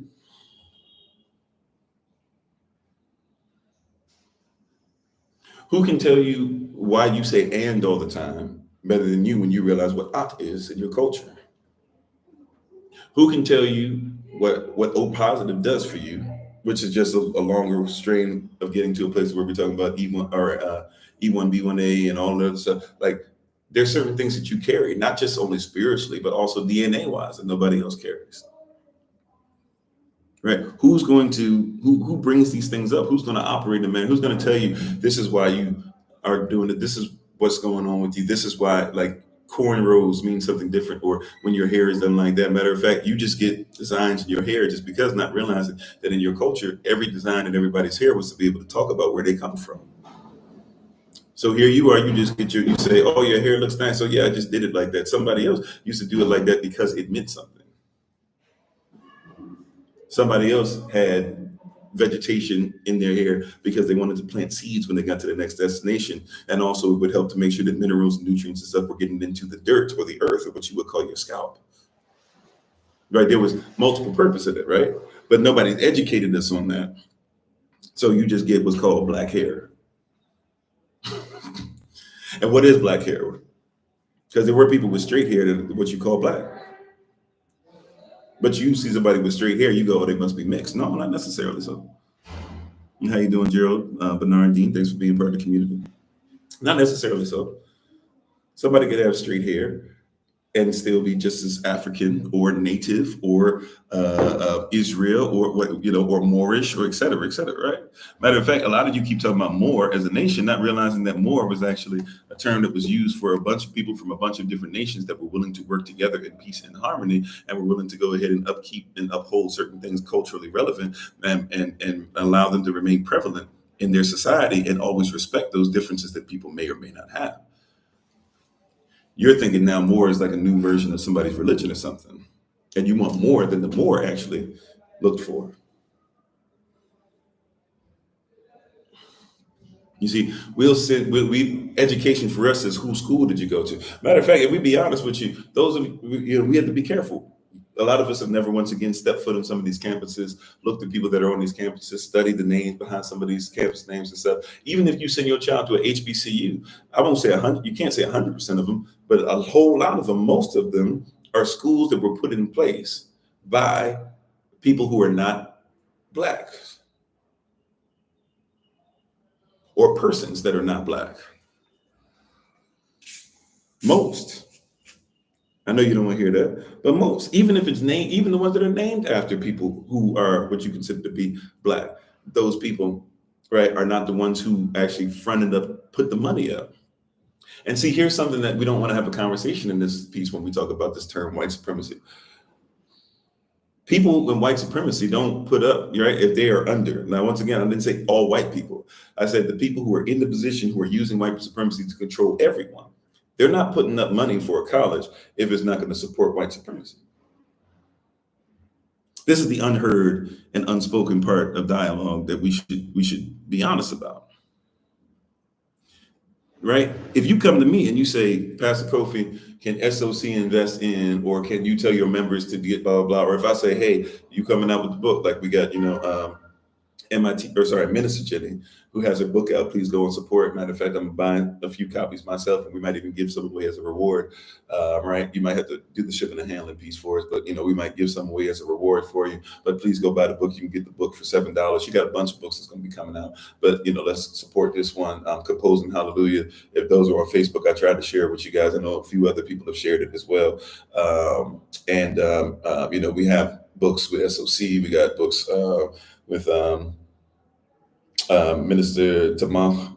Has a book coming out soon as well. She actually invited me to write the foreword for that one. So if you want to go support her, in that, and you want to see some stuff that I've also written as well for that, we appreciate you for doing that too. But we have different things or whatever, right? But in our education stuff is not coming from our own. It's not coming from things that are ours and things that we put up and things that we supported, right? We're looking at books that have to be go through them. This is why you have to be careful. Now things have changed. Remember, I used to say Harvard and stuff like that aren't even accredited. Now they changed this stuff. So Harvard still has to come through. Now it's not the same accreditation that other schools go through, so it's still a little different. But the best schools are the non-accredited schools because they don't have to bow down to somebody what they say you have to teach. But HBCUs, they're accredited. If they are accredited, then guess what that means? That means that they have to go through this. They have to teach the same thing everybody else does. May I ask you something? Why is it even relevant for you to learn geometry 2 in college? Is there relevance in that? There is, but do you know what the relevance is? The relevance is that you teach geometry because every Mason must learn geometry. So here you are learning geometry 2, cap and gown as a reward for your learning geometry 2. That is, you use it because it was part of something making you subject to a mentality that makes you feel rude. You'll respect the Mason more than you respect yourself. You respect the thing that you will never use and never even be given utterance to you. And some of you who even need geometry in what you do will not even get the same opportunities that some of these people will, and you'll respect them more because you had to learn something. You were literally groomed to believe that something that they're giving you is better than what you have. Hello, Denise. You said Elohim loves everyone. He wants everyone to come into who Yahashua is, repent of their sins. Sure. Yes. He loves everybody. Question, is everybody Yahweh's child? Is everybody Elohim's child? Or did he put enmity between the seed of the woman and the seed of the devil? And then Yahashua not even say you were of your Abba, you were of your father, the Satan, the devil. If that's the case, then Elohim having love and giving his son so that all who would come into the knowledge of him and all who would go ahead and believe in him, right? For Elohim so ahaba, he so loved the not the world as far as everybody in the terraform, but the word world there, even in the Greek, is the word cosmos with a K, right? Cosmos, K-O-S-M-O-S, which means the system of things. So for he so loved his system, his kingdom, that he gave his only begotten son, that whosoever, anybody who believeth in him, keyword, right, will not perish but have everlasting life. So that means that the kingdom is not for all, but the kingdom is for those who have been allowed into the kingdom through Yahashua, who is, or who you call the Messiah, who is the door. Right? They can eat of the bread, and he is the way, the truth, and the life. No man can get to the Father except by him. That is Amat. That is the truth. That's why he is the way, the direction. His ways are not our ways, his thoughts are not his what. All he is also the truth. You see? So we have to be honest. You say this is the Bible that you believe, then you can't just sprinkle some Jesus on it and say people can do whatever they want, including things that you might call, once again, white supremacy doesn't mean that all white people are evil. It's a status for those that are demonic, who are trying to get us to even fight over things and try to say, use the Messiah's death, right, as an excuse to not talk about the fact that they've miseducated. Pointing out truths does not mean that somebody is against the Christ. As a matter of fact, the Christ wanted us to make sure that we didn't. He actually speaks about not overtaxing people, and that there would be a penalty for that. So if we would use economics as a weapon against people, or anybody who would, the Christ says they will have to be dealt with. Why would we ignore it ourselves then? We have to ask ourselves a question: why we would fight against that? You see? We have to ask ourselves a question. Why is it that somebody who's speaking like me starts speaking about us treating each other as human beings and say that we shouldn't be racist, and then somebody says, well, God died for everybody. What is How does one cancel the other out? If anything, it strengthens this position that should be ours, because it's not even our position, it's the Most High's. Thank you for the love. Appreciate you. So I'm just, but that's why I said I know this stuff is hard for people to deal with, because you hear the stuff, you see how I'm dressed, and your immediate response is, he must hate people. But that's because somebody controlled your economics, and they educated you to believe that if I said something, I am the threat. Because somebody of color, a black man, an Israelite man, a Moorish man, somebody who's not in a suit and tie, somebody who says that we're in a system that we should admit has fallacy and stuff in it, I am the person who's supposed to be attacked. However, I rejoice and I'm exceeding glad. Matthew chapter 5, verse 10 through 12, because the same thing that they did to the prophets when the prophets kept their culture up are the same thing that people will do to me. For Yahashua, his namesake. I haven't came outside of scripture once. I haven't said anything that the scripture is against. So for you to be against it, you have to ask yourself, are you going against something because I'm talking about something that destroys the value of the economics that people use today and shows you that your educational system is jacked up?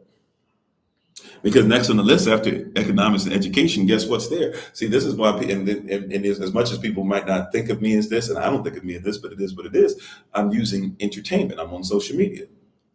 Number one is economics. Number two is education. Number three is entertainment. Are you not entertained? And I don't think people even recognize in social media, nobody cares if you give something a thumbs up or a thumbs down. Either way, you reacted to it. If you viewed it and then just scroll past it like you could have just scrolled past and not stayed on something that you think is reverse racist or whatever. But since you decided to stay on it, guess what? It counts. It's entertainment. You're not even recognizing that social media sometimes will throw people like me out that totally don't even agree with you, because they want you to go ahead and in your hatred towards what I'm saying or what you think I represent, not even realize that you're supporting TikTok while tearing me down, or you're supporting Facebook and not tearing me down, or supporting YouTube and not tearing me down. Do you not know that's part of the algorithm? Do you not know that the algorithm sometimes, black folk is going to show you people that are KKK members just because they want you to go ahead? Oh my goodness, this is so terrible. Let me comment. Let me make sure that I give a dislike button. Let me hit the dislike. Excuse me. Let me hit the dislike button. Let me do that. They planned that in. This is a plan because they know that you do those things. You said the Ankh, bro. I thought you identified as Yahashua. Yeah, I've already talked about that. Do you not know where the Ankh comes from? Before it was something that was connected to any kind of Kemetic religion or something like that, it was Cushitic. Do some travel, right? And then if you come across people that are from Kush, right? Sheba, Ethiopia, South Sudan, etc., they will tell you that's ours, because you don't recognize that before it became some kind of false religion, it was actually known as, well, nowadays you would call it the Ethiopian cross. Right. But people forget that Kemet, just like America, took things from England and has made it their own and acts like England didn't have nothing to do with it. And all the people they stole it from before that and all that stuff didn't have anything to do with it. Same way the Kemetic people took from Kush. But if you have a problem with the Ethiopian cross or the Tav, which is what we would call it at the end, right? You have the Aleph. He's not the Alpha through the Omega. He's the Aleph through the Tav. So if this is something that messes with you too much, I get it, because that's as far as, and therefore it must be part of Kemetic stuff. And even in Kemet, it wasn't always necessarily going with a specific nature, because they didn't have gods over there, but a specific nature. It was something that was supposed to be feminine, masculine agreement. But even before that, it was known as actually the Tav. Right, Aleph Atav, our language, Alpha or Paleo Hebrew language, it existed going all the way back to Adam or Adam, right? And so Adam speaks the same language all the way down to Noah. Noah speaks all the way down to David, right? David speaks the same language all the way down to Yahashua, and we should have never changed the language up from what it was. And back before it became this fight that people are still talking about the cursive versions of the Aleph-Bet, nobody had a problem with this representative Tav, especially those who were part of Sheba's family, right? But if that's something that's too much for you, it's fine. Right. But like I said, even in that, the education piece and the entertainment. Can you see, like, and once again, like I said, it's not just black or white, right? It was a white person who's got upset at me and said Jesus is the answer for everything, sprinkle some Jesus on it. There's a black person who says, I can't hear anything you have to say because you're wearing an ankh. Therefore, since you identify as Israel and you're wearing an ankh, everything that you say is wrong. And even if you disagree, even if you say, I'd rather not wear the ankh, and I get that conversation, because that's like when somebody wears, let's say a black person gets what you would call, or gets a Tibetan charm tattooed on their arm. Now, I don't believe in getting tattooed, but let's just say you get a Tibetan charm tattooed on your arm, right? A black person would look at it strange because they say that's a swastika. But before Hitler existed, that existed. And it wasn't before it was Tibetan, it was African.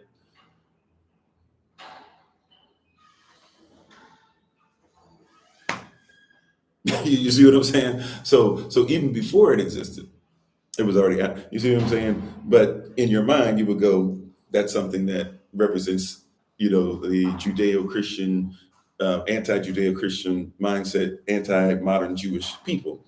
Not even thinking to yourself that, oh, before that, it was actually African. And it meant peace. It meant shalom. It meant peace. So now whenever you see something that meant peace, you see it as something different. So let somebody, and some people know that. So some people, because they know that you will. Oh, TikTok is buffering. Okay, sorry about that, Joe. And how you doing, Everett? Thanks for being on.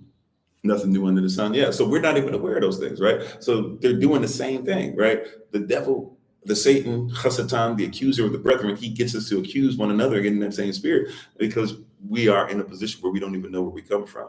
And now that same thing is out there even in entertainment.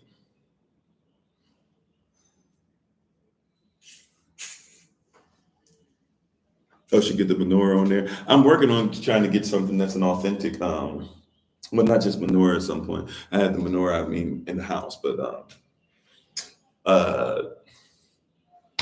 the effort, the avad, the effort. I'm looking at possibly getting, so I want to make sure that it's righteous. I know there's a bunch of different versions of it that are pretty close, but I actually want like a real deal one that's going to cost me a pretty penny. I might just get a smaller one for now though. But anyways, so now we get to entertainment. They're doing the same thing. Things that are supposed to be holy have now been changed to be satanic. And now we do these things because we make money through it. See, watch this. The money, the economics is controlled. We have been educated that we have to do things that make certain groups of people happy. And so we'll do anything in even our entertainment to make sure that they are made happy. And we don't even like what's in entertainment, but we as Black folk, we support Black. We've been taught, even if somebody doing something wrong, still support it. Is that not true? Right? Something can be 100% wrong. And we still out here doing what? Support it. Support it, support it, support it. Y'all know I ain't lying. You know I ain't lying. Man, wear a dress. Let him go ahead and pray over TD Jakes. TD Jakes supposedly a power bottom. He's being sued. Now, I don't know the level of what everything. I think people might be going a little too far with some of this stuff. I'm just saying, obviously something wrong. He got a man, dancing around doing all the single ladies, a police officer. But you support him because of the color of his skin. You've been taught to support the evil that's done, and that makes you Black.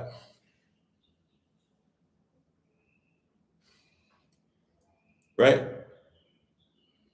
I'm just saying, you've been taught that if somebody does something evil, support it because it's Black, but when somebody does something righteous, question it immediately. Our people, Israel, Yahashalallah, all this you want to call yourself, Israelites, not Israelis, but Israelites, you will be the first people to say, call every man a liar, but let your people be up here preaching the word while cussing everybody out, and you will support it because that shows the Blackness, that shows the Israel, that shows that you're coming together as a people. Have you not seen the hypocrisy in that? Have you not seen how double-minded that is?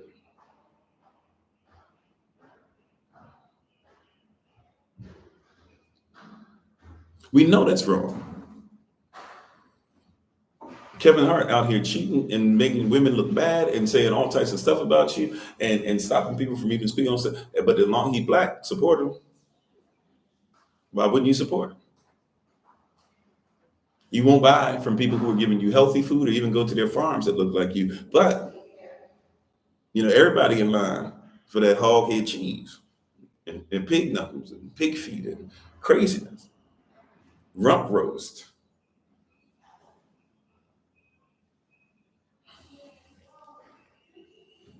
But right, because you've been taught that the evil thing is what we support. That makes us a community. Who taught you that? That when you're supposed to do something righteous, we don't support that. But when you're doing something that's evil, oh yeah, we got to make sure you support. Make sure you like, share, and subscribe. Your children will like, share, and subscribe and hit the notification tab for foolish spiritual stuff all day, every day. But we'll not do so for righteousness. Hold on one second, y'all. I'm gonna have to move back again. This one should be quick though. Just give me a second. You okay with them seeing you walk past?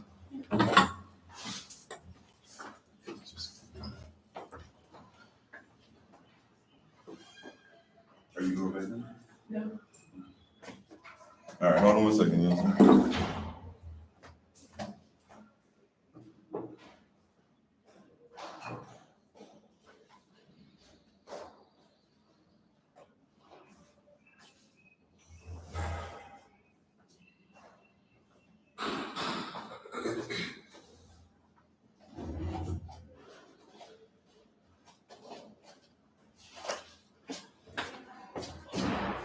Go ahead. No. I was trying to help you. I mean, it's fine. I didn't know if you were coming out of it.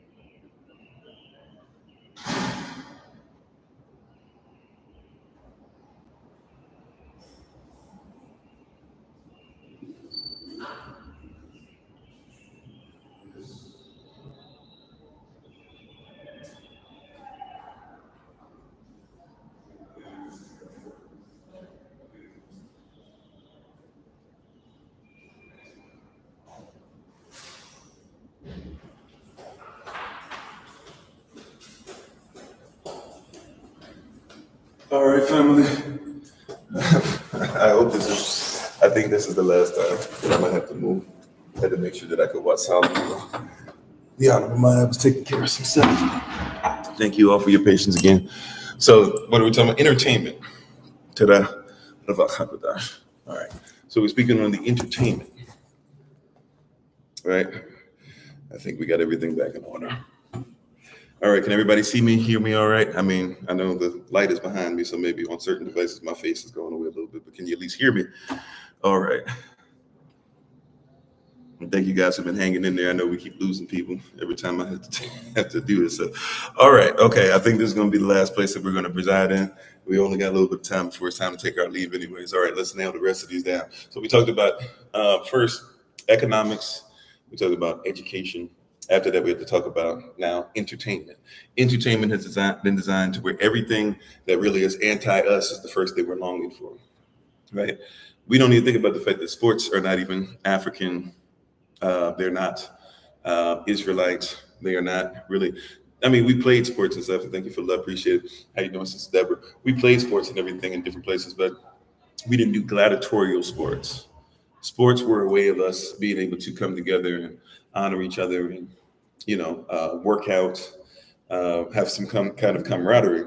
But we didn't stop everything that we were doing, right, to be able to say, all right, we'll go to the auditorium and the Coliseum and stuff. Now there's Coliseums everywhere. Right? Everybody's got Coliseums. Whatever sports team you go to, where you go to a Coliseum, you go to a culture. Anybody remember with the assembly of Sardis? What did they used to do in Sardis? They used to have gymnasiums. Anybody remember what a gymnasium was for? When you're dealing with that gymnasium spirit in the fifth assembly, right? Started in Revelation chapter 3, verse 1. What is the gymnasium spirit? What did they do in the gym? Who was allowed to go to the gym? What was the purpose of the gym? Right? People don't care about it. And we don't care about culture. We don't care about cultural relevance. We don't care about language. So this is why we have a lot of problems with this stuff. But what was the purpose of a gym? It was for gladiators. And gladiators were supposed to go there to work out, to get muscular, and to get fast. Their spirits, or what you might even call like patron saints or something along those lines. But the spirit that they were dealing with, and I guess it's going to be noisy over here. Forgive me. I'm trying to find places to do this. It's just not going to work. Hope we'll be starting on Saturday. We'll be, I guess, in a place where we'll have better as far as silence and stuff like that again for you guys. But thank you for hanging in there. Appreciate you. But yeah, so when you're dealing with like the gymnasium spirit, everything that was there was to do what? To get you to be, you were supposed to go there, you were supposed to work out, you were supposed to be a male only, and you were supposed to do what? You were supposed to be naked. Thank you, Sister Sage. You were supposed to be naked. People were supposed to sexually idolize you, right? It was a form of entertainment. That's why you went. I didn't say that's why you go to the gym necessarily. Even now, I'm trying to show you the spirit why it was made that way. A gym wasn't something that everybody didn't go to the gym, and the gym they didn't have necessarily the biggest weights and all this stuff like that. They weren't doing all those things, right? But you went to the gym to make sure that you sculpted your body to be more entertaining, because ultimately you were gonna sometimes it would be paid for by men and women for you to prostitute yourself for, because you belong to somebody else. All gladiators were in debt to somebody else. Their life belonged to somebody else. They were slaves to somebody else. Every gladiator, not some, all. If you were a gladiator, every single gladiator, that was part of your existence, was to ensure that you made your master money. Some gladiators earned their freedom. Some never wanted to become free, even if they kept winning, because they wanted to keep hearing the roar of the crowd. Right? A lot of them didn't have any plan for their life at all once they got past, winning the gladiatorial games. That's what a gladiator was. He was somebody who went. That's what the gymnasium was originally made for. The gym was originally made to ensure that these gladiators, only men only, would be able to go to a place where slaves went to work out and make sure that they were doing things for others. That's the spirit behind the gymnasium, the gym, right? That's what it was originally created for. I didn't say that's what you go to for now. I'm just trying to give you background on it. If we're talking about this specific type of mindset, this particular type of cultural relevance, that's what that was for. That's what that was about, right? So if that's the gymnasium spirit, that's the entertainment. So when you go to watch your favorite football team, the Americano, right? Football, soccer, when you watch your favorite basketball team, whatever, you're watching people, and a lot of times you're watching something that accents their body. If you're not watching it, sometimes like some of these wrestling things or whatever, whether professional or Greco-Roman, amateur, gymnastics, things like that, people who are doing track and field, you're seeing people's bodies, and you're admiring what? You're looking at them in competition or races against each other and things like that. And what is the point of it? To entertain, to get you off of something, and to get you to focus on a certain type of spirit. No, Paul wasn't a gladiator. At least I'm pretty sure he wasn't a gladiator. I could be wrong. I mean, you never know. I might have misread something, but I'm pretty sure he was a murderer, but he wasn't a gladiator, right? He does talk about gladiator type stuff though, because that's the culture he's dealing with. So when he's talking to people, he sometimes starts mentioning things. If you pay attention, he's not always talking about just warriors, but also he's talking about gladiators, right? And how they even protect themselves, how they fight, things like that. Because a lot of people he's dealing with going around in the Asia at that time, the Ottoman Empire, Western Empire area, Western Rome, peace, all that stuff. That's what their mindset is. Hey, hola, mi hermana, mi hermana. Hola, hermana Sherry, how you doing? Right. So these are the things that we're talking about, right? Is that there's a mindset, there's a entertainment value. Why do you listen to the music? You listen to the music is supposed to entertain you. A lot of the music that entertains you doesn't even have a message attached to it, right? We are a long way away from guaranteed. If you listen to a song, at least you're going to get, at least there used to be a message, right? Poor pirates, yes, there are mine, sold into the merchant ship. Right, that was a different language. Right, minutes after they took I from the bottomless pit. Right, it was next message. But my hand was made strong by the hand of the Almighty. We forward in this generation triumphantly. That's a different thing than now. We make it clap. Right, difference altogether. Right. different different altogether. Now what happened? We're talking about 1.5, 2 generations. All it takes is 2 generations to take you from, and nobody thinking to themselves culturally, what happened? What happens to where your son thinks that entertainment means being somebody that mistreats women and can move a man on the sports field more so than he thinks it's more important to be somebody who takes care of his wife, takes care of finances, takes care of home, and is deserving of the respect that he craves. From the times we were little boys, we're looking to be leaders, but we don't train little boys to become husbands. What happened in 2 generations? And Bob Marley's lifestyle, his love life was not perfect. But what happened to where somebody thought it was important to give a message of solidarity and to love each other and to honor each other? What happened to looking for somebody? All it took was what? Being outside of your culture. There's a culture that said, or there's somebody that attacks things from economics, your finances, your land, your food, all these different things. Somebody taking something from your economics, taking it through your education. They educated you to be different than who you're supposed to be. And now after your education finishes, what are they now dealing with? Now they're dealing with what? Entertainment. What entertains you? Why is it that SpongeBob and Patrick are sitting up there, having a homosexual relationship and nobody brings it up? Right? Why is it wrong for you to have your child go to a class and tell people in the class that your child is male or female, and call people he or she, right? However, you can have your child watch SpongeBob, Nickelodeon, which by the way, Nickelodeon in the language, right? In its original language, Nickelodeon literally means that they don't believe in the Most High. That's what Nickelodeon means. Nickelodeon in its language means they does not believe in any kind of deity or spirit or the Most High, right? And they'll watch SpongeBob and Patrick on there having a homosexual relationship, and they say that's all right for your child to watch, but you better not tell your child they're a male or female. This is the education piece that now has become in your entertainment. Your entertainment is education. If the only thing that your people are educated in is seeing that, hey, you got to make sure that you make it in sports, you make it in being a gangster, at least until you get locked up or you lose your life, or like that's it. You make it education. This is education in your entertainment. We know Queen Latifah is on some stuff and she's not necessarily straight doing all the stuff like that. But Queen Latifah used to say UNITY. You know what I'm saying? At least, we know that Run DMC was on drugs, heavy, but they didn't rap about drugs. They started to, and then the OG said, yo, you can't rap about that no more because there's a message in that. Even if we're messed up, we can't have the generations coming behind us messed up. Then somebody else got a hold of your music. Next thing you know, Run DMC is with Aerosmith. Aerosmith all drugged up.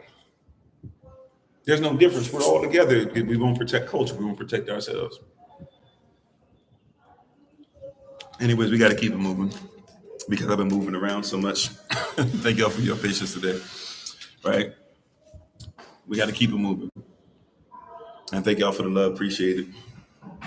So now after this, and I'm sorry, Everett, if I didn't say hello, how you doing? So now after this, and once again, to everybody, I apologize. If you're coming on the podcast, if you're coming on YouTube, TikTok, Facebook, I appreciate your presence so much. We have a lot of platforms, so if I miss you, and especially since we're moving around a lot, if I miss you, please charge it to my head, not to my heart, but I appreciate you. So now back to these 9 areas that Neely Fuller Jr. is teaching us about. We've got economics, that's controlled, education, that's controlled, entertainment, that's controlled. Now it's easy for number 4. Number 4 is your labor. And thank you for the love. Appreciate you. How you doing, Sister Sheila? If I didn't say so already. So now number 4 is what? Number 4 is your labor. See, you should control your own food and different things like that. You should try to make that a goal, because at some point you want to have control of your own labor. See, remember I said earlier, economics is not just your finances, but what about your time? Do you have time to put labor into what you want? If somebody controls your labor, they control your community. What do you labor in? This is why in our culture, you are not supposed to have your pastors or your ministerial staff or whatever you want, whatever positions you call people, your reverends, etc. You are not supposed to have them have 9-to-5s. You know why? Because if they have to labor in 9-to-5s, they can't labor in Yah, especially if they have a family. After they finish with their job, with their personal health, because they got to do something for themselves just to exist, right? Eating, making sure they take care of their wife, taking care of their children, doing some housework, things like that.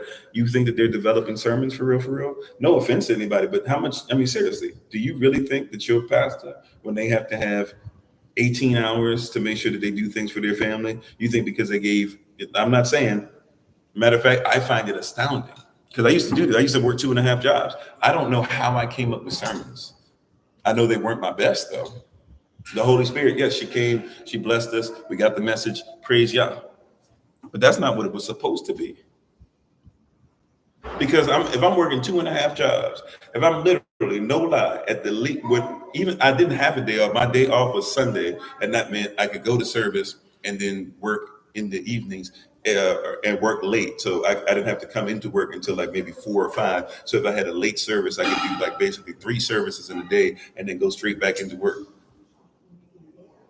Still had children, still had bills, didn't have a place to stay, but children had to have their stuff paid for, even if I couldn't sleep with them at night. Sometimes couldn't make it back to my house, had to sleep in elevators and stuff like that because I couldn't get to the train station in time. So I just have to at least get to the elevator for the train station and hope that security didn't open up the door and see me laid out and sprawled out there. Slept inside one of the places that I worked in. It would just turn the alarm on and I would go on, and then finally one day the owners, praise God, they didn't just kick me out, and they had some, respect for me, and they had some empathy for me. But they found out because one day they looked on the cameras and they realized, oh, after everything's cleaned up and everything, he goes into the bathroom after he sets the alarm and everything and locks the door. He locks it from the inside. He goes into the bathroom and then he just stays in there until, all of a sudden he opens up the next day. On the days that I had to open up, all of a sudden he's just coming out the bathroom. That's how they found out. How I was coming up with any kind of sermon, even if at that point it was only once a week. How I was able to teach, the children and teach Bible study and stuff like that, I don't know. And was I able to give my best?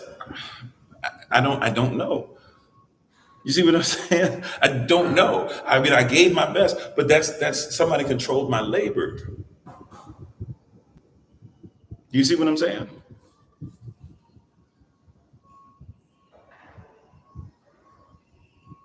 Somebody controlled my labor. So you have somebody who's trying to give you their best. And this is for your family too. How do you give your best to your family when your job is supposed to get your best? We literally have this ingrained in us. We think that our job should get more labor than our family. And we're proud to say that we labor for our job to make sure we take care of our family. And we should have a mindset, because any man that doesn't take care of his family is less than an infidel. At the same time, though, why not labor in my community, invest in my diaspora? My diaspora live and invest with me, next to me, and we grow something together.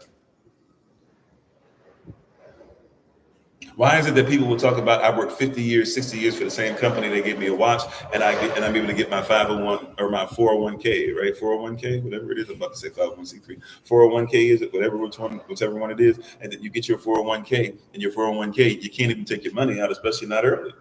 But if you take it out earlier than we want, we know you retire. We know you put yourself in a great position. We know you could stop working for us.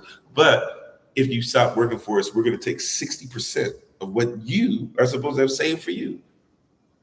Because the agreement that we had is that both of us have to have stuff, which really means we have to invest your money and keep making money and keep making money and keep making money. And then finally, we have it set up when you're too old to really be doing things with your life. Then we'll go ahead and allow you to have some of your money allotted to you a little bit at a time. But you want all your money and you want it beforehand, and you went ahead and you did what you're supposed to do. And we should just go ahead and give you what you earn. No, we're not going to do that. We're going to penalize you because they control your labor. So even when you say, I want to retire, they say, no, you ain't retiring yet. Get your behind back in there unless you want to lose 60%. Think about that. So what if you have $1 million? What if you made $1 million in your 401k? Now that's something that's crazy, right? Because if you're making $1 million for 401k, you probably shouldn't work a job that gives you 401k, right? But let's just say you made $1 million just for mathematical purposes. Make this easy. You got $1 million. That's enough for you to live 2-3 lifetimes. People say, no, it's not. Yes, it is. If you know how to live off money, own your land, take care of your stuff, you're fine. Your children will be fine, everything. You'll be able to go on vacations. You'll be able to start a business. You'll be able to do all types of stuff. You can buy a chain, right? Be part of a franchise or whatever. Get yourself a little part of a franchise, right? You be straight for the rest of your life, right? But let's say you got $1 million and you just say, hey, I know that we agreed that I wasn't going to stop. I wasn't going to ask for this till I was 60, but I'm finished. I got $1 million. I don't want to work no more. You know what they'll say to you? They'll say, give us 600,000 because you made too much too fast. They control your economics, your education, right? Your economics, your education, your entertainment, and your labor. Steps to sovereignty. Yeah, we can think about that for sure. We pray on it. You have to wait till next year, but yeah, we can definitely pray on it, right? So we have economics, education, entertainment, labor. Number 5 is then law. They have turned it into law. Now, if you know how law works, right, what you call law of the world is actually just statutes. They're fake laws. Yeah, your whole life, right? These are fake laws. Even in the world, they really only look at 3 different types of things that they would call law. They only look at 3 different types of things that they call law anyways, right? Those who've taken sovereignty class, you probably already know them already, right? There's really only 3 types of laws that you're dealing with as far as the world is concerned. Number 1 is do not harm anybody, to the point of taking somebody's life, but do not harm means do not harm. So do not physically harm anybody, right? Or do not harm anybody, number 1. The second law, right? This is what all these laws, when you talk about universal law, natural law, remedial law, procedural law, all these different things you're talking about. Number 1 is what? Do not harm. Number 2 is what? Do not steal. Number 3 is what? Do not lie. Now we have 10 commandments, 613 laws of Moses, many different laws of the word of Yah, etc. But in what you guys call laws today, those are the 3. Everything falls under one of those 3. Do not hurt somebody, do not lie to somebody, do not steal from somebody. Oh, thanks, babe. If you want to answer too, feel free. Go ahead. Appreciate you. Amen. Love you. Like, so do not do, those are the 3. All these things that you call laws and statutes and everything are supposed to fall under those 3. If you can follow those 3, nobody should be able to get you on anything.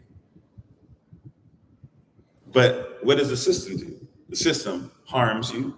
The system steals from you. The system lies to you. The very 3 things that you should never break. And I believe that's universal law. That matches up with what we believe. The very thing that the system would say never break is the very 3 things that they break on you all the time.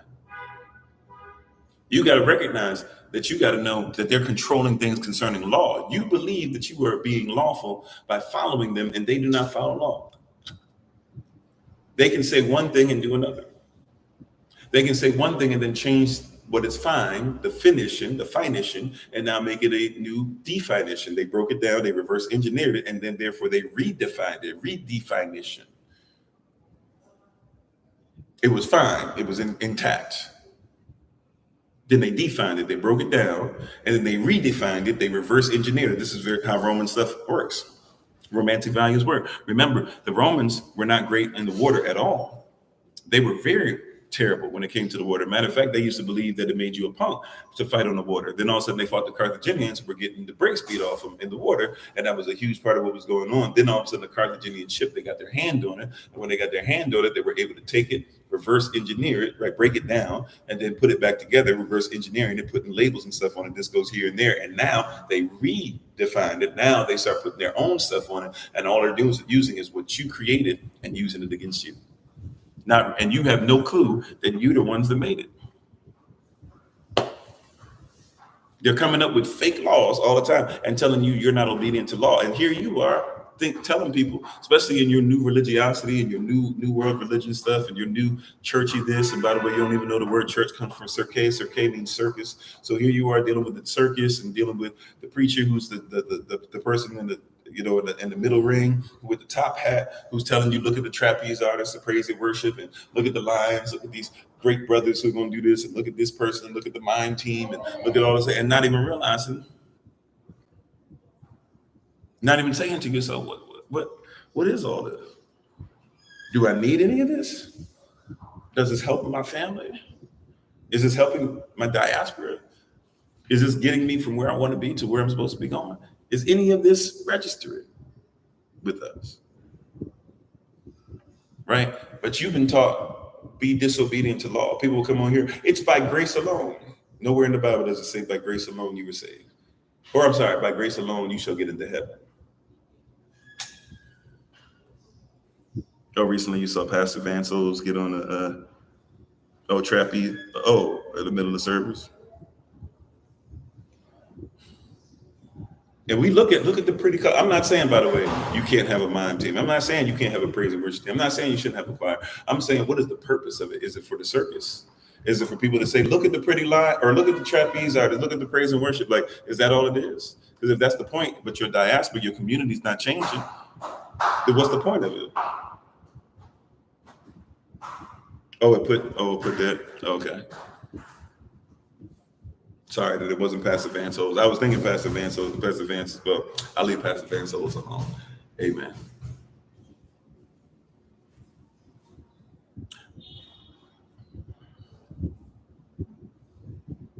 Right. There have been pastors on YouTube that have done the thing where remember one got stuck. I can't remember, he's black person.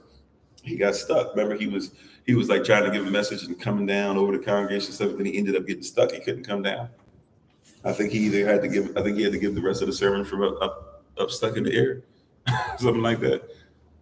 Remember, what's his face? Pastor Todd just got in trouble for the whole Ishtar thing that people finally started realizing he was putting Ishtar type worship stuff in the service.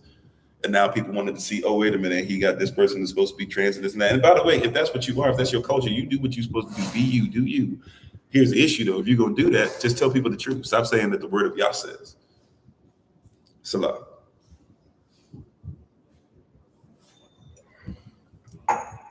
If that's what you believe, then do what you believe. Just stop trying to say it's somebody else's culture when you know it's not. How you doing, Apostle? Thanks for being on. Right? So number one, we're talking about in these 9 areas. Number one, we're talking about economics. Number 2, we're talking about education. Number 3, they have you control the entertainment. Number 4, they control your labor. Number 5, they control your laws. Now it's easy to see number 6. Number 6, they control your politics.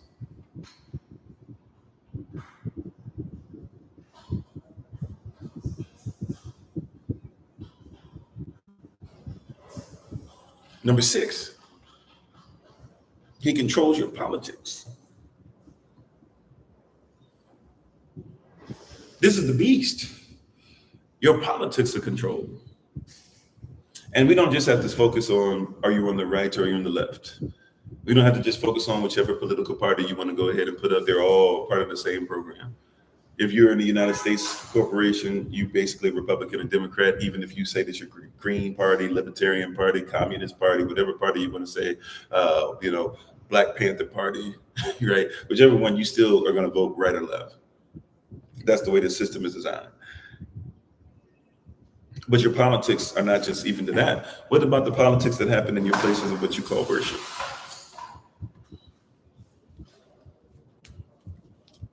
What about the politics of what you call worship? You don't think there's politics in the pulpit? And whose politics are they? Remember, Nat Turner was a pastor first. Everybody forgets that about the story of Nat Turner. Right? How you doing, Fadisa? Right? Remember, Nat Turner was a pastor. Don't forget that. Don't let that escape you. He was preaching, but he had who over him? What did he have over him? Tell me. Think about it, right? A position that you guys talk about to this day, right? Under the bishop, you have a what? Nat Turner had a what? Some of the same things that you speak today.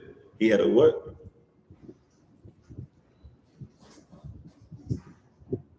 He had an overseer. Amen, man. He had an overseer. And what was the overseer's job in the church? We know what it was in the field. We know what it was even in the house at times, even though the master usually took care of, or the mistress usually took care of things in the house, or even the wife would take care of things in the house, right? But the overseer, how you doing, Sister Keita? I'm sorry, a lot of noise. The overseers was supposed to do what? The overseer was supposed to do what? The overseer was to make sure that the desires of the master were taught, especially from the pulpit. So Nat Turner would read the Bible, but he read something called a slave Bible. Those of you who are in Washington, D.C., there's a Bible museum over there. They'll show it to you.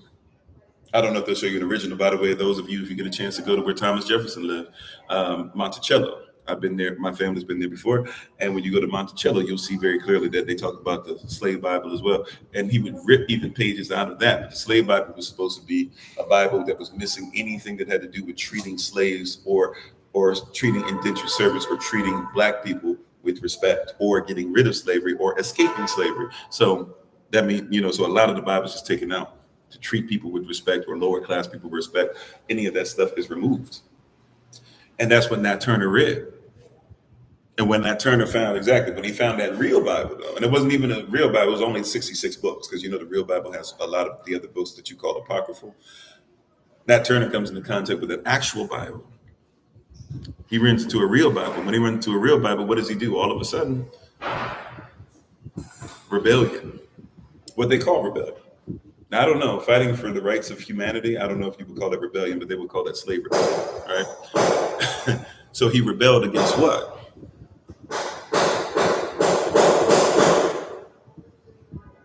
Thanks, babe. Yeah. So they rebelled against what? They rebelled against what? Against slavery. Drapetomania.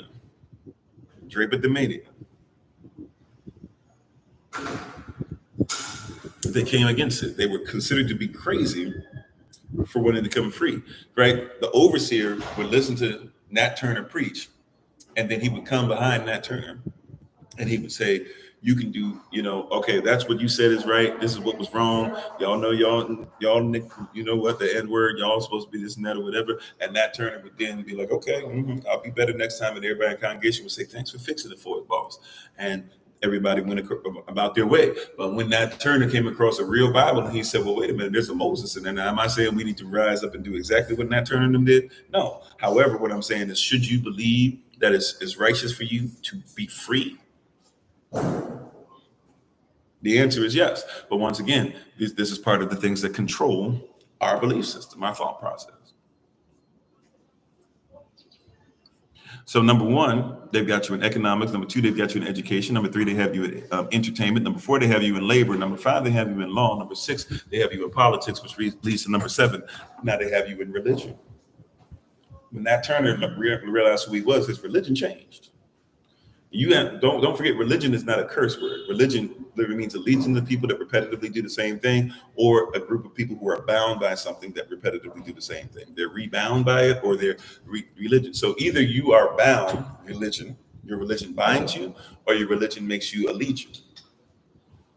You can fight on behalf of a nation when your religion is correct, or you can be bound under a nation if your religion is incorrect. Technically, you could say either way is correct.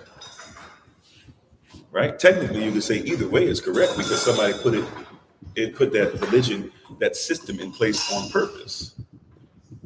Never forget the enemy. Your enemy is always purpose driven.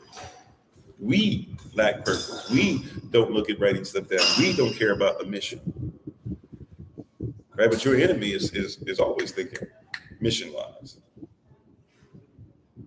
Remember Neely Fuller Jr.'s first statement. He says, before you can read the rest of the book and get into the codes and all this stuff, he says, before we can even get to the 9 areas, he says, first things first, you have to realize that if you don't comprehend the purpose of white supremacy, you will be confused about everything else. That means there's a mission to it. This is a religion. Remember, Charles Darwin is a pastor, or he went to school to become one. He never really fully became one, but he's a pastor who worships Ishtar, Easter, the moon goddess. He doesn't like you as a person. He says he must be the best. This is in 1850s. For some reason in our mind, we think Charles Darwin is some ancient person. This is in the 1850s. This is right before the year before everybody's going to start seceding from the Union.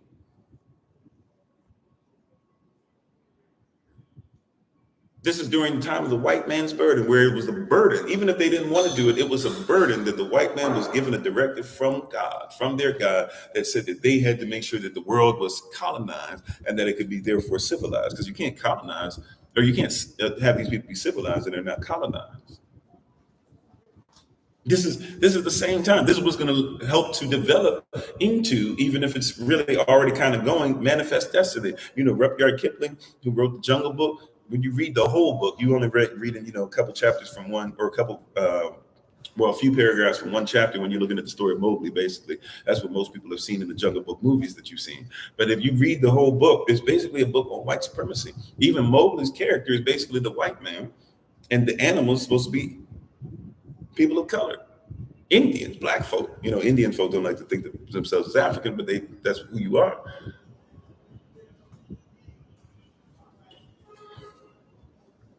And Mowgli is this person, right? To where his family was off while he was a baby. The animals did the best they could, but they better get him back to a civilization. He don't belong there. These are animals. He's supposed to be on a higher level. This is manifest destiny, training. This is what children, before there was television, this is what your child would read. How you doing, Prophet Young, Apostle Young? He said, forgive you if you sound racist, but where do white people derive authority to teach the Bible simply? I mean, from themselves. Now, there's a lot of black folk that do that too, to be honest, because we don't know culture, but from themselves. The way the system is set up. And I'd say every white person. I said the way the system is set up, a white person, see, watch this. This is where it starts to become not only, remember, it's controlled of each of these areas. Can we be honest about it real quick? Can I just stick a pin in this real quick? Can I just be honest about it? The way the system is set up, you're not even supposed to ask that question.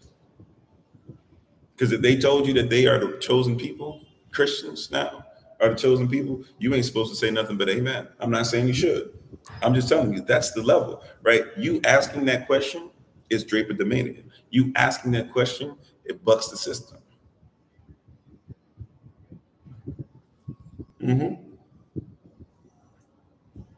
You having the sense to say, well, if they're not even Israel, what makes them better than Israel? You asking that question, you being masculine. You know what I'm saying? Is an affront. Now, if they're authorized by the Most High, they should go through the same thing that everybody's supposed to go through. If they believe in Jesus, who is really Yehoshua, right? But if they believe in the Christ, in the Messiah, Hamashiach or Hamashiach, then guess what you should do? You should make sure that you are not even a rabbi until you're 30 years old, and you should be in training from a child, and you should be part of a particular family or go through the same Levitical training that family went through, going all the way back to Melchizedek. It doesn't matter what color you are or whatever. That doesn't matter. If you say you believe in it, then you should uphold the culture, right? If I go to Ireland, if I go to Belgium, if I go to Europe, if I go to Swiss, if I go to France, or where they speak Le Français, if I go to Spain, España, right? If I go to any of these places, if I go to Mexico, if I go wherever, they have a culture there that I should respect, no matter what. Anybody's culture should be respected. This is not a color thing. This is a culture thing I'm talking about. This is why I say anybody who comes on here expecting me to go against somebody because of the color of their skin, you come to the wrong place too. You know what I'm saying? This is not what this is about. There's an attack in the front on something as simple as respecting culture.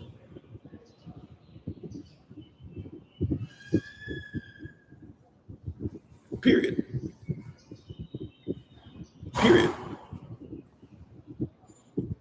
Right? And so you're in a position to where you should never question economics.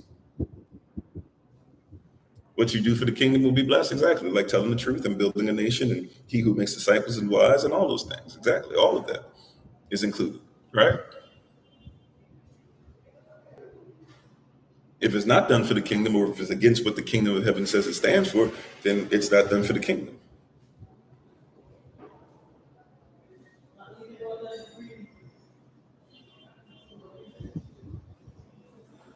See, we can't just say it's for the kingdom just because and sprinkle some Jesus on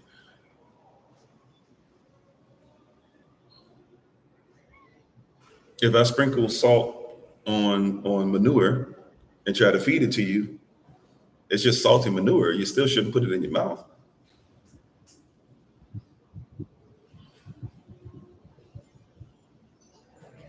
But we try to sprinkle the Messiah on everything. And he doesn't go on everything. He doesn't cover everything. This is right. See, this is why we got to get back to stuff. You hear, we don't know how the Day of Atonement works. So we'll hear people say, oh yeah, you're covered by the blood. Do you not realize that on the Day of Atonement, there's a specific manner in which the blood is supposed to cover the altar? And you can't even use that particular altar, except one time a year. So you can't even cover everything at all times. It's specific things that are supposed to cover everybody in Israel and those grafted in. Right? So when somebody even talks about a sacrifice, you don't know the culture of a sacrifice. You don't know what a sacrifice is. When it says be a living sacrifice, do you not realize that in order to be a living sacrifice, you have to have the blood cover you in a specific manner? That's part of the culture. But because you're into somebody else's culture to where they would literally bathe themselves in blood for different rituals, you just think that, hey, put it in the blood. Like they would sprinkle blood on parts of the altar. They didn't bathe. They didn't just take a bucket of blood. That's what you hear people say, the blood. No, it's sprinkled, baby. It's sprinkled. That's not how that works. But you don't know how a sacrifice works. So because you have no clue as to what a sacrifice is supposed to do, how it's supposed to be enacted, and what it's supposed to do for the community, and that this particular Day of Atonement, this particular sacrifice is covering people of Israel, anybody grafted in, and everybody has come together with specific prayers, and there's one person who's going to go on behalf of the nation while the whole nation is praying. Only one person goes in there, and if the nation has done evil to the point where they can't be forgiven of it, then the one person will be drug out. He will have to have his life be given. And there are two sacrifices. You have the sacrificial lamb and you have the scapegoat. The scapegoat has been left free to remind us that we should be the ones going in there, and that we didn't even go in there to see if we should be sacrificed. And do you not know that besides the sheep, the sacrificial lamb, there's also supposed to be an ox that's sacrificed beforehand, and that blood has to be shed. The ox being shed, going back to what character? Anybody who knows Hebrew characters, you know that the first Hebrew character of the Aleph Bet or the Aleph Bayit is Aleph or Alav. Alav or Aleph means ox, father, strong.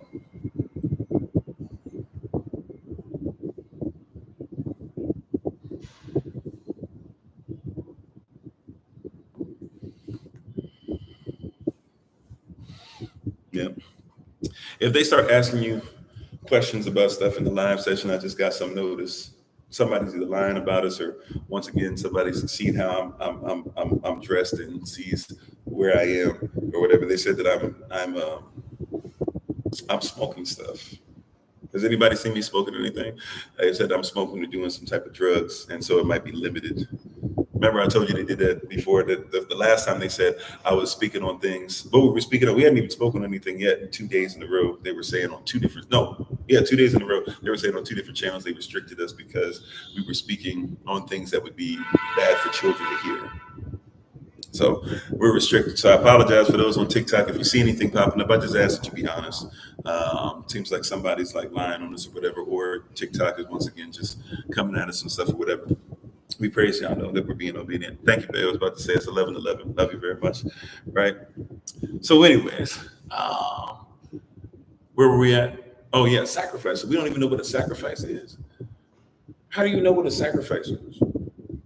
You don't even know that the ox, the olive, the father was supposed to be put on the altar first, which means that the father's blood is on the altar, which means that who comes next? The sacrificial lamb. That's the son. The father and the son are one. We don't even know. But then you have people who are in our diaspora that say that Yehoshua is not, might even be the Messiah, but he's not even the father of, his father is not Yahweh. His father is the physical Joseph. You know what I'm saying? Like, and thank you, Auntie Marion. I see you. Like, you see what I'm saying? People are all over the place in this because we don't even know culture. We don't even know how sacrifice works. The sacrifice had to be inspected on the inside out to make sure that it was clean. Your hands had to be clean. He who dips his hands in the bowl, you don't even realize that the person who was doing the stuff had to dip their hands in the bowl. In other words, the people of Israel are about to sacrifice their Messiah. Judas dips his hand in the bowl and then betrays him. This is a sacrifice we don't even recognize. Your own people. We say this all the time, it be your people sometimes.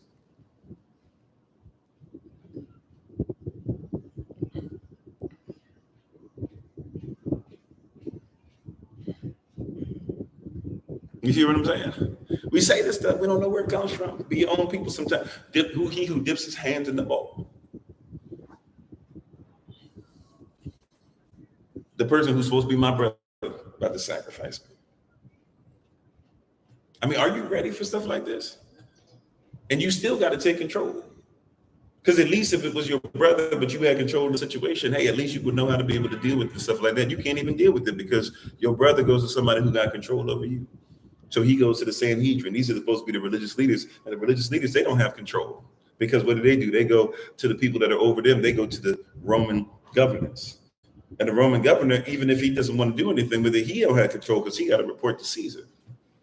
So even though he mentions that he believes that there's no fault in you, he still got to sacrifice you because your people put it on board, and that your people are appealing to his higher self, which is Caesar. And so now he got to do the romantic thing and not the righteous thing. Thank you, Sister Tamara. Thank you all for the support. Appreciate you. Right? Do you hear what I'm saying?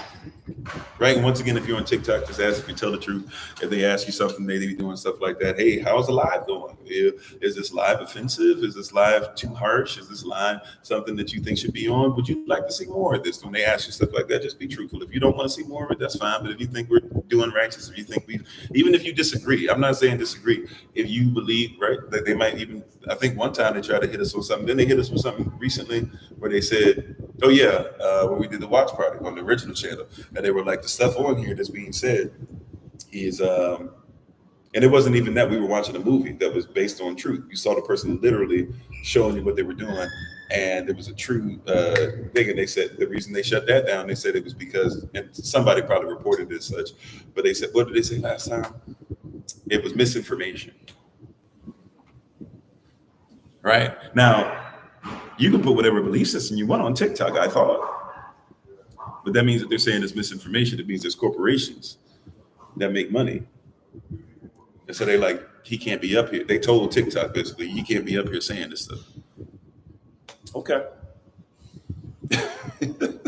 How you doing, Sabrina? Right. But anyways, sorry about that. Let me get on track. We on track, but hopefully it didn't sound like I was airing my stuff. I'm actually not. I hope I'm coming across as I'm preaching, but I could see Holy Spirit was like, bring it back in, because it sounds like you're talking more about you than you're talking about the message. So forgive me for that. All right. So back to what we were talking about. So they take care of what? These 9 areas. Number 1 is your number 1. They take care of your economics. They control your economics.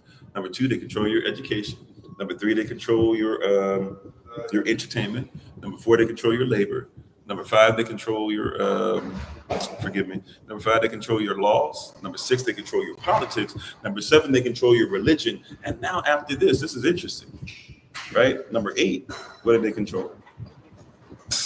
Yeah, how you doing, B Main? Thanks for being part of the community. What's number 8? Number 8, they control your sex.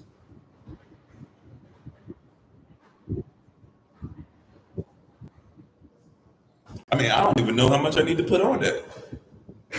Your babies are being told to identify themselves sexually before they know how, some of them before they know how to read and write.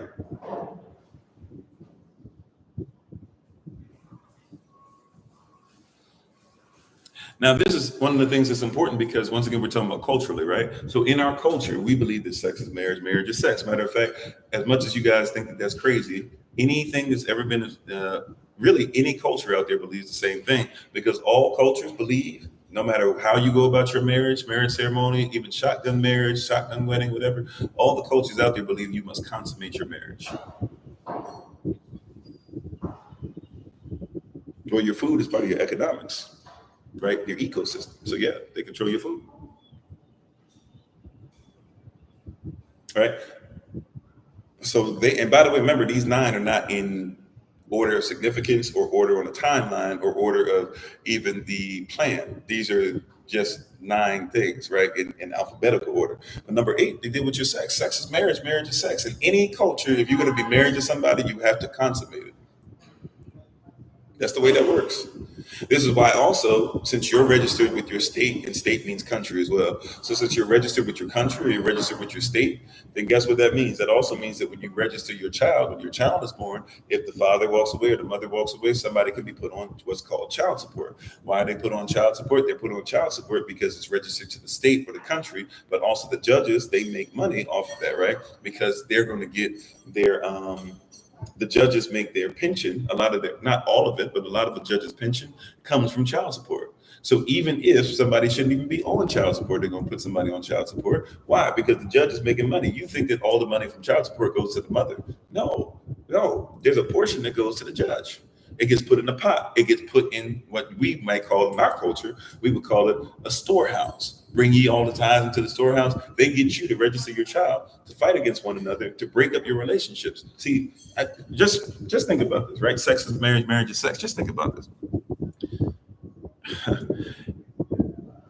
What benefit is there to me teaching you to have a great marriage and to make sure that we show you marriage from the time, right? And somebody, yeah, see, they got a note on this. Consuming substances features in this life could harm your health. Yeah, they're lying on us. So somebody's lying on us trying to say that we're smoking weed or smoking whatever. By the way, if we're smoking weed, that would be lawful anyway. But that's not what we're doing on there. But anyways, yeah, I can see now clearly. So there's a smear campaign. Praise y'all, though. So we obviously going to have to write something to it because it's this second time in a row they're doing this to us, lying on what's here. They're always lying, but you know what I'm saying. Anyways, though, right? So if you're dealing with a religion, if we be honest, right? If you're dealing with a religion, and part of the religion is to make sure that they make money off of your marriage breaking up and off of you bringing babies into this world that they're not going to help. If that's part of what they're doing in their religion, hear me now. If this is part of their religion, is to make money, right, off of what? To make money off of marriages breaking apart, then why is it surprising to you that they never teach you anything about marriage? And why is it that they teach you nothing about protecting yourself from sex until you're supposed to have one person, the only person you should have sex for the rest of the time? Do you hear what I'm saying? You got to ask yourself.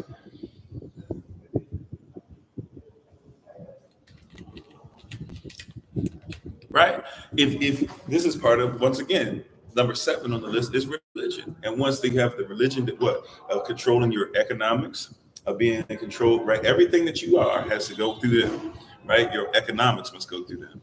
Your education must go through them. Your entertainment must go through them, right? They're not going to just have anybody out there, right? Even J. Cole. J. Cole can get out there and give y'all some truths, but he better be cussing. He just can't go out and do like, he better be cussing some folk out. He better be doing some stuff where he telling you he the best one out there, and he say he'll rip you and kill you and all. Even if it's just in jest, they got to have something in there that breaks you down. J. Cole is great with the message, but it better sound like somebody else's.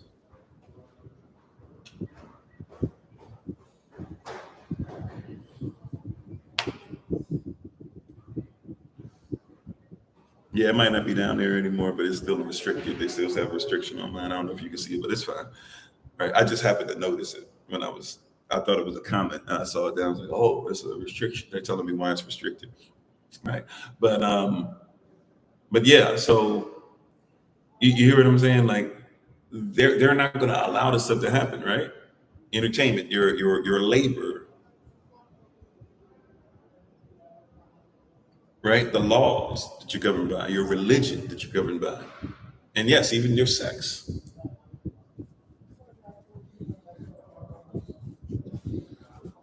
Are you male or female anymore? Who knows? But these are all things to control and manipulate. I keep trying to tell people, like people don't comprehend this.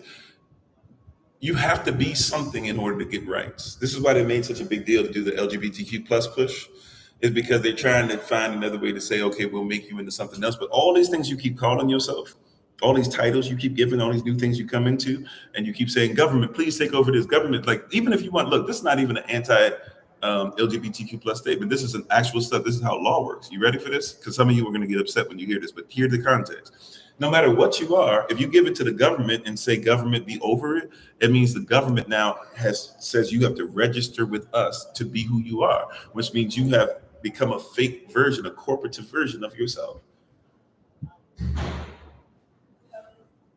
Right? That's the way it works. You want it so bad for Negroes to sit at the table. So they said, okay, Negroes can sit at the table. All right, so when Negroes sat at the table and they got the 15th Amendment that said that you could vote, we didn't even care about the fact that our women couldn't vote. We treated our women like they treated their women. We gave into their religion. We did the same thing that they do. No wonder your women feel like they got to be into feminism, even though feminism doesn't even like them, but they're trying to find anything, womanism, feminism, intersectionality, whatever they can find, because you wouldn't be their protectors and you wouldn't make sure they were secure and got them affection. You wouldn't do any of it. You just wanted to go ahead and get what somebody else did because, hey, religiously, you're into the same thing they are. You say Jesus just like they say Jesus. You speak modern Hebrew like they speak modern Hebrew. You weren't even supposed to change the language. Check your Messiah, Matthew chapter 5, verse 18. You were never supposed to change the way you speak, the way you write it, any of that, but you do exactly what they do. Why? Because you consider that what they do is better than you.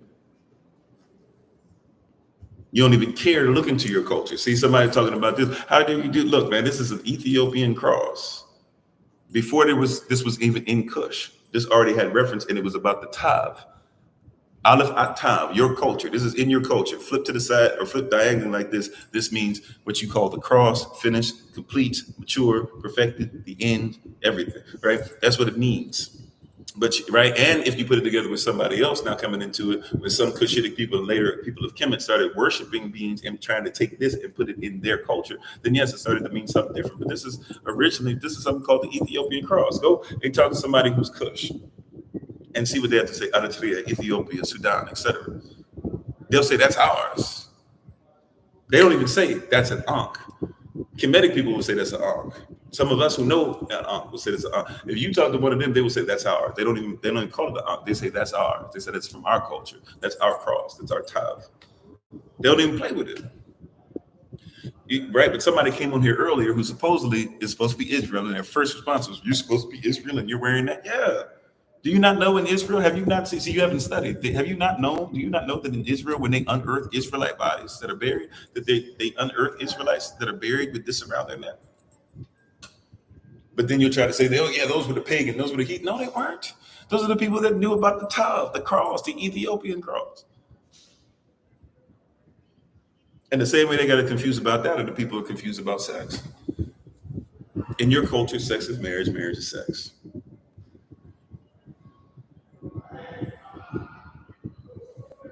See, you're part of somebody else's culture where they're supposed to have as much sex as possible, and then one day they say, okay, I'll settle down. So that's why you want to do stuff like you talk about sowing your royal oats. Now, sisters want to be given respect. Well, giving respect is let me do what a man does. Well, a man, he's promiscuous. I should be promiscuous, and nobody should say anything. But it's weird because your promiscuity looks different than his anyway. Why is your promiscuity sexy red? Why is your promiscuity Foxy Brown? Why is your promiscuity Janet Jackson? Yeah, I went there. Some of y'all know that. That's an old reference. That's a musty reference. Some of y'all know what I'm talking about. Why is you see what I'm saying? Even in your promiscuity, it don't look the same as the man. If it's the same, then shouldn't it be the same from a perspective? But then that's when they start saying, no. I have control and I have the power. No, you don't. You just basically made yourself more of what you said you didn't want to be, under the thumb of a man. And then here's the wild part. You're not even wearing what men are attracted to. You're wearing what gay men are attracted to. Men that say they don't even like you are the ones that dress you up.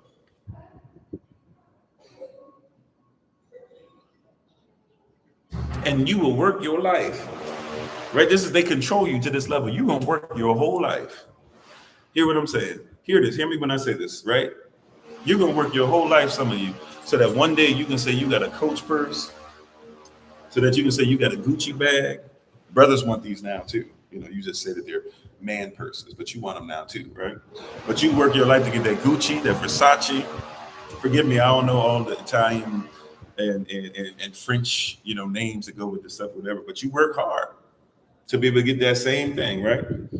Then you had FUBU, for us by us, and we started making fun of each other. I remember when it came out, everybody was so proud. Everybody had to get one. My father had one. I was so mad he wouldn't give me one. I got to be old enough where I could buy one for myself. I bought one, and then as soon as I bought it, everybody started making fun of FUBU. They started saying, "Oh, why would you want to wear FUBU? FUBU is lesser."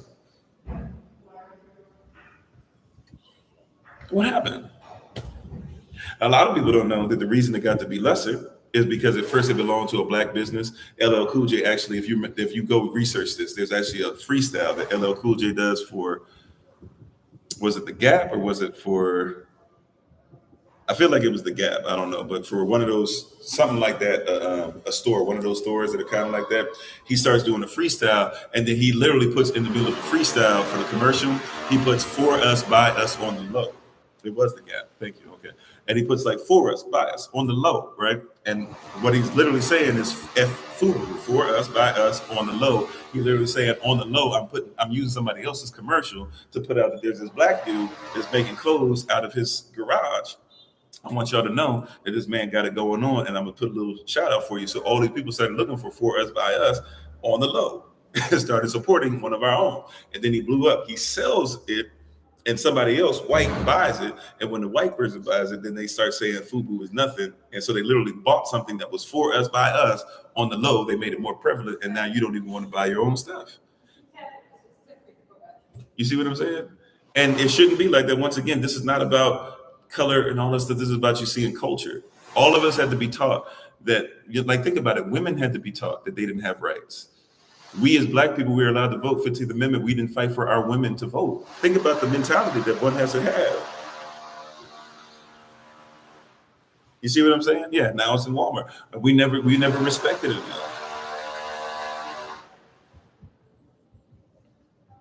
You see what I'm saying? So we literally didn't even try to, we literally watched somebody else take ownership of what we created. We gave it away because it's like, well, now I can become a millionaire. Cool. But now you gave the culture to somebody else. And what was the first thing they did? Let me dismantle it. It's religious practice. This is a religion. If you want to call it white supremacy, fine. It's a religion. It's satanic. I know people don't want to hear it like that, but it is what it is. It's satanic.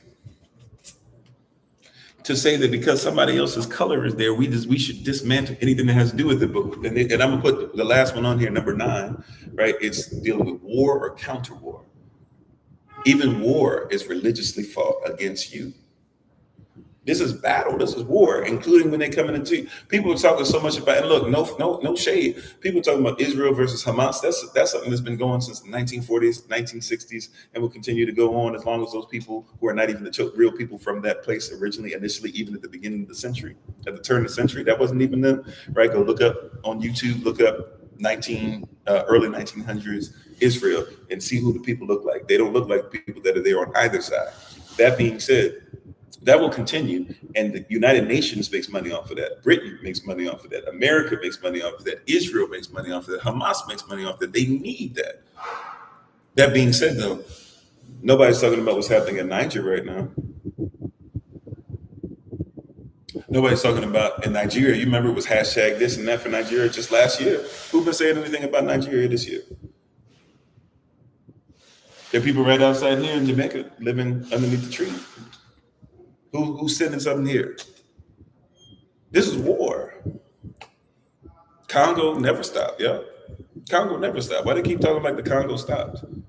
Liberia. I'm accepted into a group of people, a branch of people, what you would call a tribe of people that are Liberian.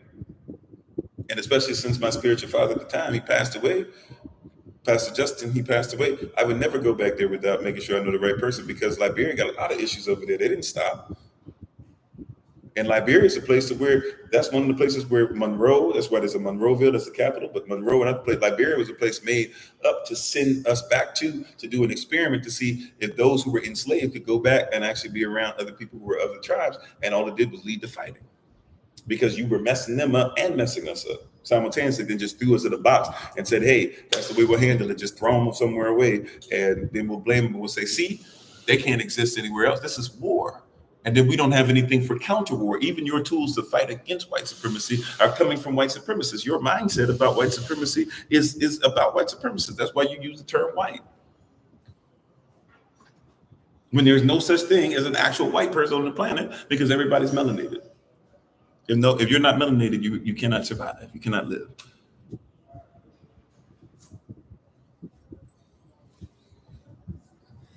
One of the worst things when I found this out as as an adult, I guess I didn't find this out until adult. It broke my heart when I thought about my grandmother, who's Jamaican, and I was watching and studying. I think I watched it before I read it, but I was watching something, and it showed the ceremony, which was a big deal for those who were alive in the 1960s when Jamaica was supposed to be free. In England, so what you do, what they did for all the countries that they did. How you doing? Delicia, I think. Thanks for being on. Right. So what they did is, in all these countries, what would you do? The country that was there, they would play the national anthem of that country as your flag came down.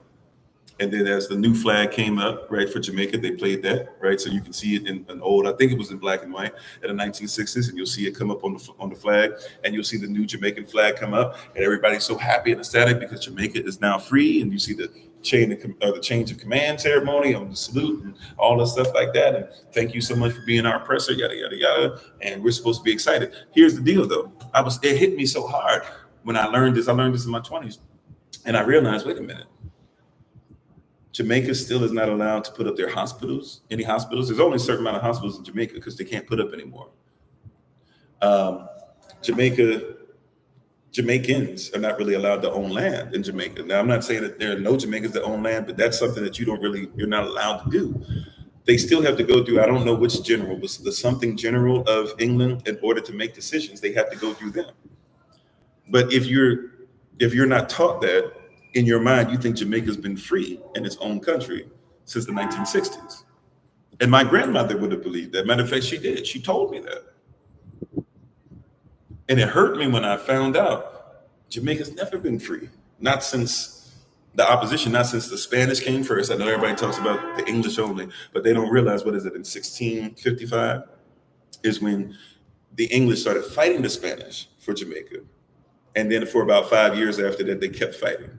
At least in Montego Bay, they kept fighting. And then they won. And then they were able to start taking over, and it became English. That's why a lot of places in Jamaica, you'll actually see Spanish and English writing. A lot of people don't know that till you come over here if you've never studied before. Right? How you doing, Mike? Oh, wow, you just learned that today? Wow. Yeah, so we don't recognize it. We don't even see that. But in our mind, Jamaica's free. Right? It's not the black, the red, and the green, but it's the red, the black, and the green, or the red, the black, and the green. It's the green, the yellow, and the black. But we think in our mind it's free. No, it's not. We're still not free. I'm just being honest with you. You would think that we were, but we don't study ourselves. We don't study history. Matter of fact, we study his story, not our story. Right, we're in, or close to, right, we're in still, I think, Montego Bay, right? Montego Bay is a bay that was famous for what they were doing with pigs. We think that we eat pig stuff because it's something that's a delicacy to our people, that we eat pig stuff because that's what people were making money off of. or whatever they made money off of, they threw you the scraps. So here you are, even in just like in America, in the United States of America, we think of the South and how the slave master gave you the pig entrails. And over here, that's what you had because that's what they were making money off of, right? Isn't it Montego Bay? Isn't it like Bahia de Manteca or something like that, which is basically the Bay of the Pigs? Isn't that? I believe so, right? I might be saying it slightly wrong in Spanish. Bahia de, at least this might be older Spanish or a different type of Spanish, whatever. It's like Bahia de Manteca. That's where it comes from, Montego Bay.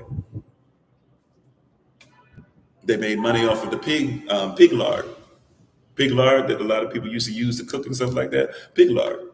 So that's what the Bay of the Pigs. That's why you call it Montego Bay. We're near and we're in. Before we came over to this place, we were in Ocho Rios. In Espanol, Ocho Rios is 8 rivers, right? So we were in 8 rivers. There's not even 8 rivers there, by the way, right? Just a nice name. Maybe there was at some point and they changed it. Who knows? It's kind of iffy when you try to ask people about it or study it for yourself. But it's Ocho Rios. And 8 rivers, not even 8 rivers there, but you have all this stuff that's there. You're dealing with Spanish, and you're dealing with English come together. If you see this, the way that the homes are built, the way that the buildings are built, the businesses are built, it's still the same kind of structures. If you even look at the maroon, right? The maroon, right, is somebody who actually, not all of them, some of them were free and never were captured at all. A lot of them were actually people who, the Spanish, when they were fighting the English and the British, they were fighting the English, and or the Spanish were fighting the English, and so kind of as a FU, last minute, like, hey, we're not going to be able to keep this land, so we're going to set they set the slaves free, and they gave them guns, and they said, y'all fight the British. Kind of what happened in Florida, by the way. In Florida, they started inviting all the slaves that were running away, whether they were native slaves or African slaves or Caribbean slaves or Jamaican slaves or whatever. They would say, hey, y'all come over here and fight with us. And eventually we were able to get to Florida, which was Spanish. The same thing, same people, same thing, same violence. Where you and your friends played on the beach. It was sold to build a hotel. There you go. But that's what happened. It's the same story. You said you've never seen. They have some. They were trying to talk about getting some for breakfast. We told them we don't do pork, so they were talking about, well, then it switched up. We're like, oh no, we have chicken and this and that or whatever. Right. So there must be some. But that's probably an Americanized thing because we get a lot of American people over here, so they probably Americanize some stuff. I was surprised. I mean, I don't know why I get so surprised because the more I travel, the more I see the stuff. But I was surprised, where we're gonna go out later, probably again, they have KFC and they have this and that or whatever. I would have never thought that they would even allow that stuff over here. But once again, you got to remember, it's not Jamaican, really. It's not really your people. Matter of fact, one of the things that they always that people, because they think I'm ignorant, which is, by the way, I'm not. A lot of United States citizens, a lot of Americans, a lot of Black folk are ignorant of other places. We don't study our diaspora as a whole and look at our culture. We just go with whatever somebody tells us. But they're quick to tell you over here, no man, no man. They'll say no, Rasta. We be the people. We the African, right? Not the Indian. The Indian man, he come over here, he try to take over all. Right? And I get it. I already know what the thing is. Even though a lot of Indian people were brought over here as slaves, they never call them slaves. The Indians will never even call themselves slaves, but they were brought over on some nefarious stuff too. They were told, because remember, the British started coming outside of slavery legally. They said we won't enslave you just because of the color of their skin, and they wouldn't allow certain amounts of Black people, even though they were still enslaving people. They wouldn't allow as many Black slaves to come over on ships because that was supposed to be illegal. However, they started having Indian people sign up for indentured servitude, and then as soon as they got over here, once they signed the paperwork, they put a shotgun to their back and they said, you're going to stay here for the rest of your life. So we're sitting over here fighting against each other, not realizing who we are. Like, if you go to India, there are a lot of families who they don't know where they come from either. And they'll come to Jamaica and they'll go to Trinidad, and they'll go to a lot of places like that, and they'll actually look up their descent. They'll try to look up their descent of where they came from. Like we try to go through slave reports and stuff like that, the slave masters reports and the different things that are there still, the receipts and stuff when they bought people. And we try to find our family members. They do the same thing. Indians will come from India and they'll come from Pakistan, same people, even though they don't want to be called same people over there. They'll come from Pakistan and they'll come and they'll try to figure out who in their family was actually taken. Right? So the Native American, I don't do the whole, when I say Indian, I should maybe make it more clear. When I say Indian, I never talking about the Native American, but I get it, my fault. So, but in some way, the Native Americans, they look through the stuff to see who were things, right? Chinese people in Jamaica too. I don't know as much about the Chinese, the Chinese in Jamaica, to be honest. I'd have to do some research. So I don't know if I'm qualified to talk about it. I'm not saying you're wrong. I'm just saying I'm not qualified to talk about the Chinese man in America. I can talk about some of the stuff they did to him too, but he's been taught to be against this as well, right? I'm just saying. I'm just trying to help you out, right? That we're the same. We're going through the same stuff, right? But once again, these are the 9 areas that they control you. And the goal is to make sure that everything that you do, now this is what we have to do. This is why number 9, part of it is counter war. It's not just war, it's war/counter war, because you have to be able to counter what's going on. Anybody who knows how to fight, one of the best things you can do in the fight is become a great counter puncher or a counter kicker if you fight with your whole body. And thanks for being part of the community. Quiet a lot. Appreciate you. Right? We don't know how to counter it. We don't care even to counter it. We just say, this is the system. Yeah, man, this is it. We just do what we do. Go get a job, go get a 9 to 5. Jamaicans, even especially, in America, we used to make fun. When I was growing up, we used to be made fun of. They'd be like, you remember, hey, mom? They used to be in Living Color. A lot of people, that was all they knew about Jamaicans was, hey, mom. They would come on in Living Color, and all they knew is they would just talk about how many jobs they have. Like there was one episode that sticks out of my mind where they're sitting there, they're talking to each other, and they're sitting there, and she's like, "Man," she's like, "Yeah, I found this beautiful man, and he does this, and he got a great job. He's a lawyer or something." And the father says, "Oh, okay, that's nice. What else he do?" And she goes, "That's it. He's a lawyer." And he said, "One job, and he's like freaking out. Yeah, how you gonna have a man? He just have one job, and she goes, and her mother said there too. She goes, "Mother, or father, that's not good. Didn't you just love mom? You and mom come together. Didn't you love mom?" And he said, "I never loved your mother." That's what he said. He goes to the video, "I never loved your mother." He said, "I married her because she had 15 jobs."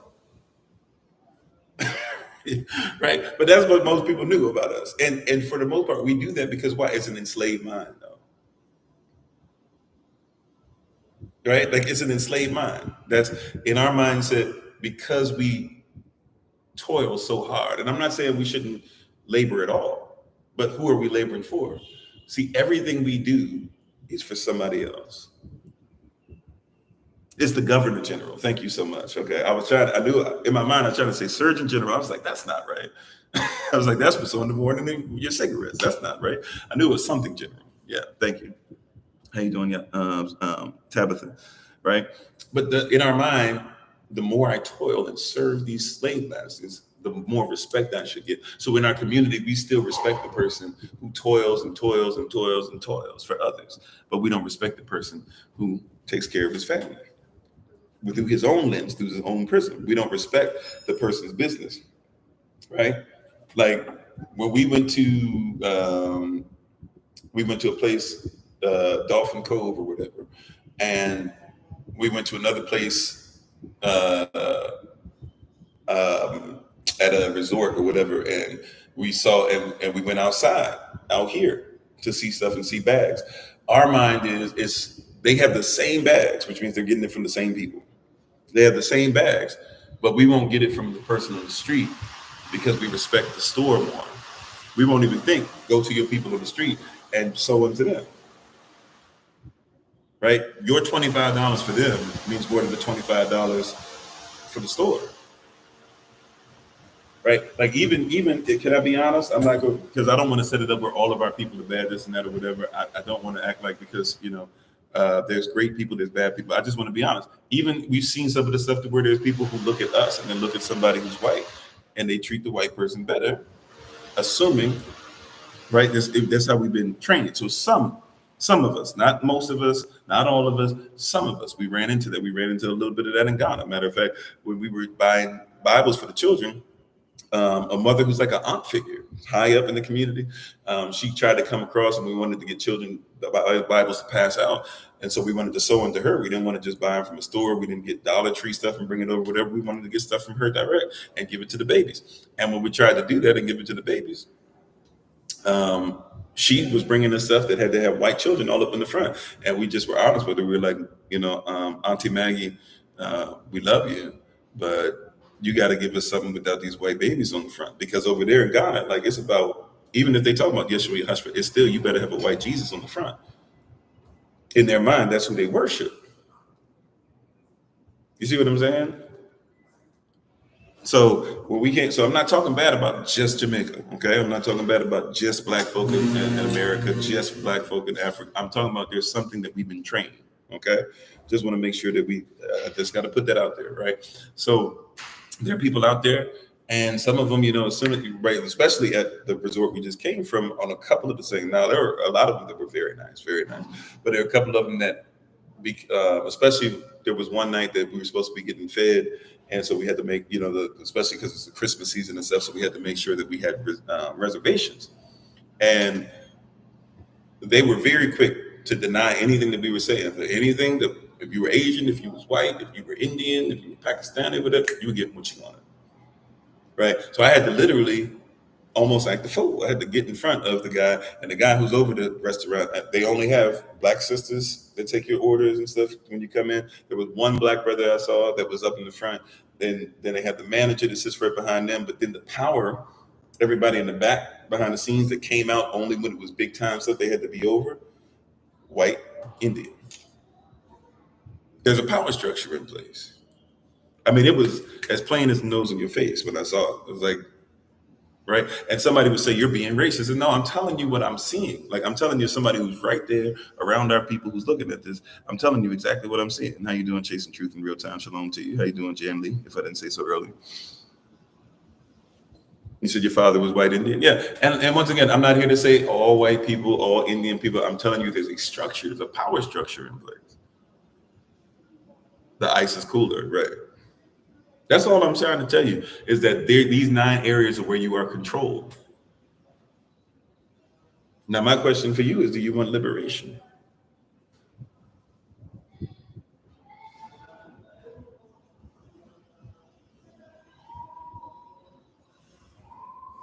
That's the question. Is it more important to remain controlled, or at some point does liberation come into the equation?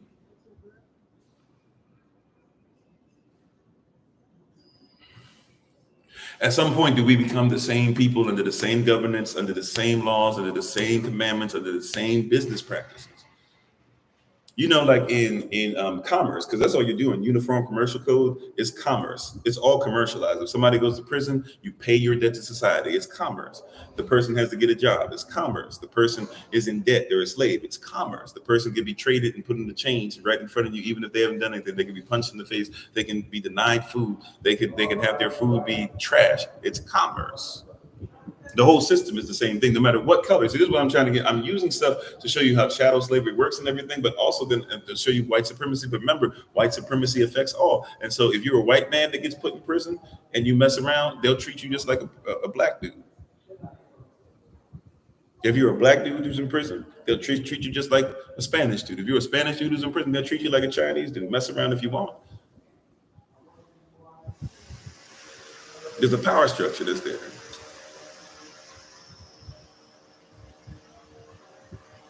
There's a power structure that's there. No matter how much you want to admit it or not, the power structure is there to get you to argue with one another about stuff that doesn't even pertain to you anymore, if you choose not. The only reason why you talk about food deserts is because other people tell you what you can grow in your community.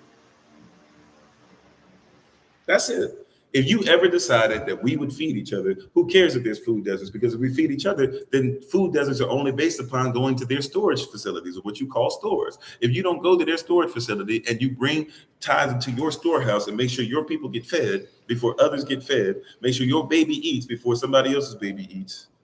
Stop paying taxes and sending your child to somebody else's school and teach your own children. These food deserts and stuff like that, these school deserts, food deserts, things like that, they only exist because you keep on looking to somebody else. The second that you say what you do for you is more important than what somebody else does for you, see, but you don't have control. You said you're white. What is white supremacy? You're late to the party. If you want to rewind at some point, you can, but let me help you with this. I'm not going to. I went through a whole speech several times because I knew people were going to get so stuck on that term, right? White supremacy, as far as this particularly, is talking about a system that was set up in which it says white people on top, black people on the bottom. Does it mean that all white people hate? No. Matter of fact, does it mean that if we don't recognize that a lot of white people have to be mistaught as well, do we not realize that also there are poor white people that go through the same thing that black people go through as well? Yes, this is not a thing that says because you're white, you're evil. So if you hear the term white supremacy, and your mindset is, I'm shutting everything else down, and I'm gonna say the whole thing that Jesus is everything, and I'm gonna sprinkle some Jesus, and if you say anything about it, then you're wrong. Like, white supremacy is something that says that Abraham Lincoln loved black people when Abraham Lincoln himself was Melungeon, mixed with white, black, and native blood, and yet said that he didn't think black people were actually people. You see what I'm saying? White supremacy is something that tells us, and when we're learning in school, George Washington said he could never tell a lie and then chop a cherry tree down or something. Meanwhile, he ripped the mouths out of slaves' mouths, right? And he had a partially black wife, and he was having sex, raping, sorry for saying it that way, but raping black slaves and saying they weren't human beings. You said America was created by white people for white people. Well, before white people came over, first of all, white people weren't even the people. You know, the word people means nation. Right. And these are what we're talking about today are the 9 areas in which people try to be controlled or control others. So in your mind, you're like, America was something that was created for white people by white people. The word people means nation. So before white persons came over here, it was a nation. And by the way, the first persons to be sent over here were slave traders in the 1500s, 1600s, right? Not Sambo. Who do y'all talk about in Thanksgiving? Squanto. Tisquantum is his real name, Squanto. He was a slave. That's how he could speak English, because he was a Spanish slave, an English slave, and then he could speak English when they came over, and he worked with them because he had a Sambo spirit. He was a slave in mind. He said, if you guys want to work with people, right? You see what I'm saying? So you're having a different mindset, right? But even after that, and during that time, a lot of people were also just prisoners that they didn't have room for in England. They sent them to America, what you call America, and they sent them to Australia. Both places are former prisoners, people with a prison mindset, people who are terrible in their society, and they just didn't have room enough to be able to string them up. And they sent them hoping that they would fail. Even the people you call Puritans are people that the king put on the ship and hoped that they would fail. They actually tried to get off what you call the Puritans. The Puritans escaped to the east, didn't like the fact that their children were learning Danish languages and stuff because they didn't like anybody that wasn't them, came back and begged, could they go ahead and be sent to the prison colony called the United States of America? And then went on to off people. And by the way, they weren't sent by themselves. They were also sent with actual people that were supposed to be hung, but they didn't have room. Right. But we don't know how English cops came into existence. You know, kind of sort of how American cops came into existence, but you don't study it. We don't study it. But once again, my mindset is not to say that somebody's evil because they're white. You said the founders of America had no intention of making America a mixed nation? For sure. Well, no, that's not true. It was a mixed nation. They were the nation. They were the people. It was white men were the only people. Remember, women didn't have rights, right? Women didn't have the right to vote. If a woman got married, she had to give her stuff up. A woman could have her own bank account, right? So certain men, if you were a land-owning white man, you were allowed to be called a person and be part of a people, which was a nation. Everybody else served them. That's the system that it was built on, right? Based off of a lot of other stuff that is based off things. So that kind of mindset is what one calls white supremacy, especially because nobody considered themselves to be white, even in Europe. Remember, white people were killing each other off. And it wasn't until the Pope said, look at those people over there, and the Crusades started, that all of a sudden there was some kind of camaraderie.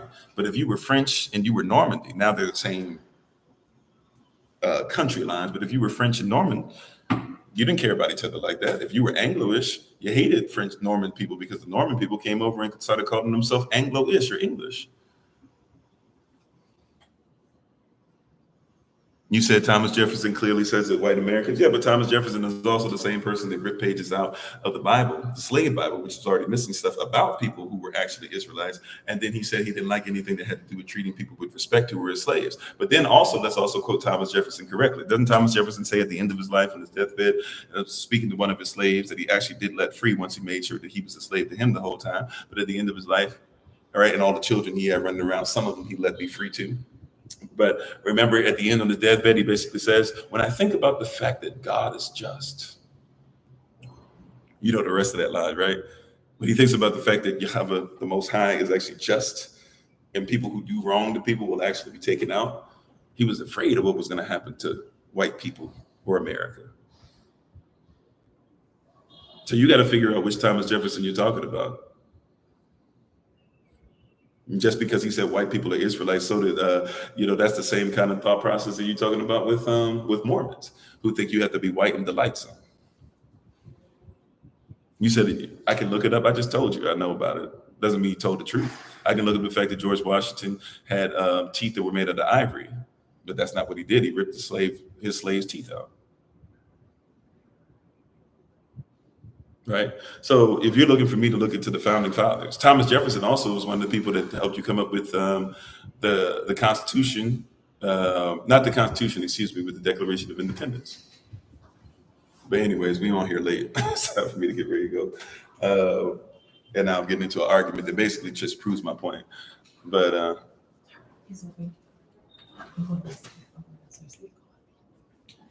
oh, okay. No, I mean, you taking it to get the coffee? Oh, okay.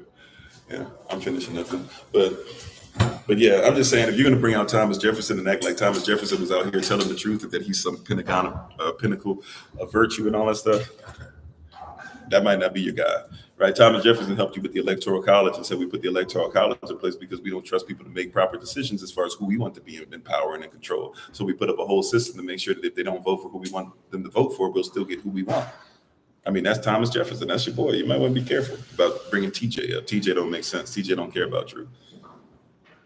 Thomas Jefferson, if he's going to force women to lay down for him and then not even call them women and say that they're literally, you can quote Thomas Jefferson as he said that black women or his slave women, Thomas Jefferson said this. He said they were ugly, they were smelly, they were hairy, they were stupid, they were dumb, they had no value. But then he was having children with them, so much so that his wife was upset.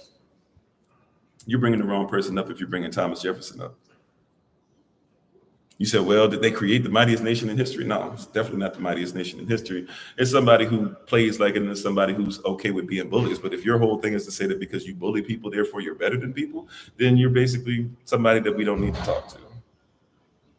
You said provide references the same way that you provided me a reference. You said, go look it up online, go study, show yourself approved before you bring more of that stuff in here. Because obviously you don't know what you're talking about. Right. I've visited, the rock that's up there, the same place where Pastor John Brown gave his life for people, a white person who said it was all right for him to be ostracized by his own people because he was willing to go ahead and lay down his life because he thought that black people deserve freedom. In that same place, the same Thomas Jefferson who on his deathbed was worried about what his God would have to say, even though he was a deist. So at one point he thought he would make himself a God. And then in the end, he had to look himself in the face on his deathbed. Right. And when you look up there, you said you provided reference. Okay, whatever. This is not your platform. You're not in charge. So if you want to listen, you can listen. If not, you can listen. You know what I'm saying? If you want to scroll, you can listen while you scroll. Right. But you obviously don't know certain things that you're talking about. Here's my reference point. I stood in the place. I've been to Thomas Jefferson's house in Monticello and seen exactly what I'm talking about. I stood where Thomas Jefferson stood on top of a rock, but they call it like Jefferson Rock or something now, the same place that John Brown, somebody who fought for our people, that fought for humanity and said that America would have to pay a price for what they did. And he was somebody who was spiritually inclined more so than Thomas Jefferson. I stood on top of the rock that Thomas Jefferson gave a speech to where he would have been talking as a slave master over people saying that we had no rights, right? So when you're sitting up here saying these things, I stood in the place of where I saw where Thomas Jefferson had the very people who he would molested and raped and called all manner of evil. I stood in those places. I've gone back to the places that were called literally in the 1700s, a map called Negro Land. Go look it up. I stood in those places where it says that's where Israelites are, where the children of Judah were. And that's according to white people, the same white people that you're saying went ahead and built a nation based upon them being Israelites. I know what it is. I am a Sephardic Jew. You don't even want to know what a Sephardic Jew is. Go look up what a Negro was considered and how they tried to make us Roman Catholics. You see what I'm saying? This is the reason why we can allow other people who are not us to try and tell us about the 9 areas of things. This is why. All right, you heard me. He's saying something that he's read on the internet and doesn't even know how to make sure that he cross-references stuff. Meanwhile, I'm telling you, not only can you see on the internet, I've stood in the places that you're talking about. Right? I've literally stood where you're talking about. I've stood in the position. I've been to this man's house. I've seen what he wrote with my eyes. Wasn't allowed to touch it, but I've probably been closer than you. I stood in his house. I saw where he did what he did. I saw that he had no problem with it. I know the laws that were made up to protect his wife. You know, the wife that would have been jealous and would have started hurting and maiming the children and killing the children that looked like him. So they had to come up with a whole law. You know, they had to come up with a whole law just to make sure that they protected them, right? You don't even know what the law is called. You just don't hear talking. You just don't hear talking. You see what I'm saying? That's why you can't be our standard. You were not my standard. See, we have to talk heavy like that. We got to, is this something, and I'm trying to end, I promise I will. But at this point, this brings up a great opportunity to make sure you recognize you can't just allow anybody to tell you about who you are. And if they won't look up who they are, then hold them accountable. He's sitting up here talking about, I gave you references point. You know what? I'm going to talk heavy. Call me big-headed or whatever you want to call me. For real, I am the reference point. If you haven't been to Almena Castle, don't talk to me about what it says in the Dutch church in Almena Castle, to where the women were chained to cannonballs that were burned by the sun if they didn't lay down for the master. I am the reference point. What you talking about? I've been there, done that. I'm not trying to say I'm all that, but come on, if you want to go there, I am the reference point. What you know about Aqua Abba? What you know about that? What you know about Habarigani? What you know about Gianyame? I am the reference point. I'm tired of acting like I got to go through somebody else's books when they don't even include this stuff in there. Where's Gianyame? If you can't tell me about Gianyame, then you need to be quiet. What is Barashat? So if you don't know what Barashat is, you don't even know what the Bible's saying. That's the first word in the first scroll of the Bible, literally. All you know is Genesis, not even realizing Genesis is dealing with the genealogy of family. I am. This is why it says I'm not, and I am that I am is not the name of Yah. So I'm not doing that. I'm telling you, I am the reference point though. I put in the work. Where was I at Feast of Tabernacles? Outside with y'all. I am the reference point. You talking about Feast of Tabernacles or what you think it is. We live it. What you mean? But you have to have the confidence. See what I'm saying? These 9 areas, right? They try to control you. Somebody's coming on here talking about, well, they literally are trying to say that because white people took over a nation and bullied people, that therefore they deserve to be over you. How we do that? Where we working with? When do you become the reference point? How does somebody who's not, watch this, we're in somebody else's country, right? If you don't know about Jamaica and the Jamaican starts telling you about how they live every day, who are you to tell the Jamaican about how they live? Maybe you should listen to him and repeat what he said or she said. If you're not a woman and she starts telling you about her experience and how she feels in the middle of the night, who are you as a man to say, well, just get over it? Shut up. If you're somebody that hasn't been SA'd as a child and does not know what it is to therefore have to deal with that in every relationship you're in, maybe you should just be quiet. If you're not a man and you keep telling people that you feel emasculated and things like that, and when we keep saying you shouldn't feel emasculated, maybe you should listen long enough. Maybe that's why he doesn't talk the way you want him to talk, and you need him to talk, because whenever he tries to tell you about emasculation, you emasculate him further by telling him you don't believe anything he has to say. Maybe if an Israelite who's been to where these places are, who's traveled, who's been blessed enough to sit at people's feet, who's learned and listened, and who has now, this is all I do. I don't sit here and do this in spare time or have to listen to somebody else tell me. This is what I do. When I finish talking to you all today, I'm going to study and get ready for tonight. You know what I'm saying? When I finish talking to you all, seriously, I'm going to start studying and get ready for tonight. Like, this is what I do.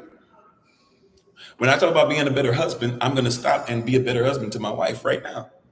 Excuse me.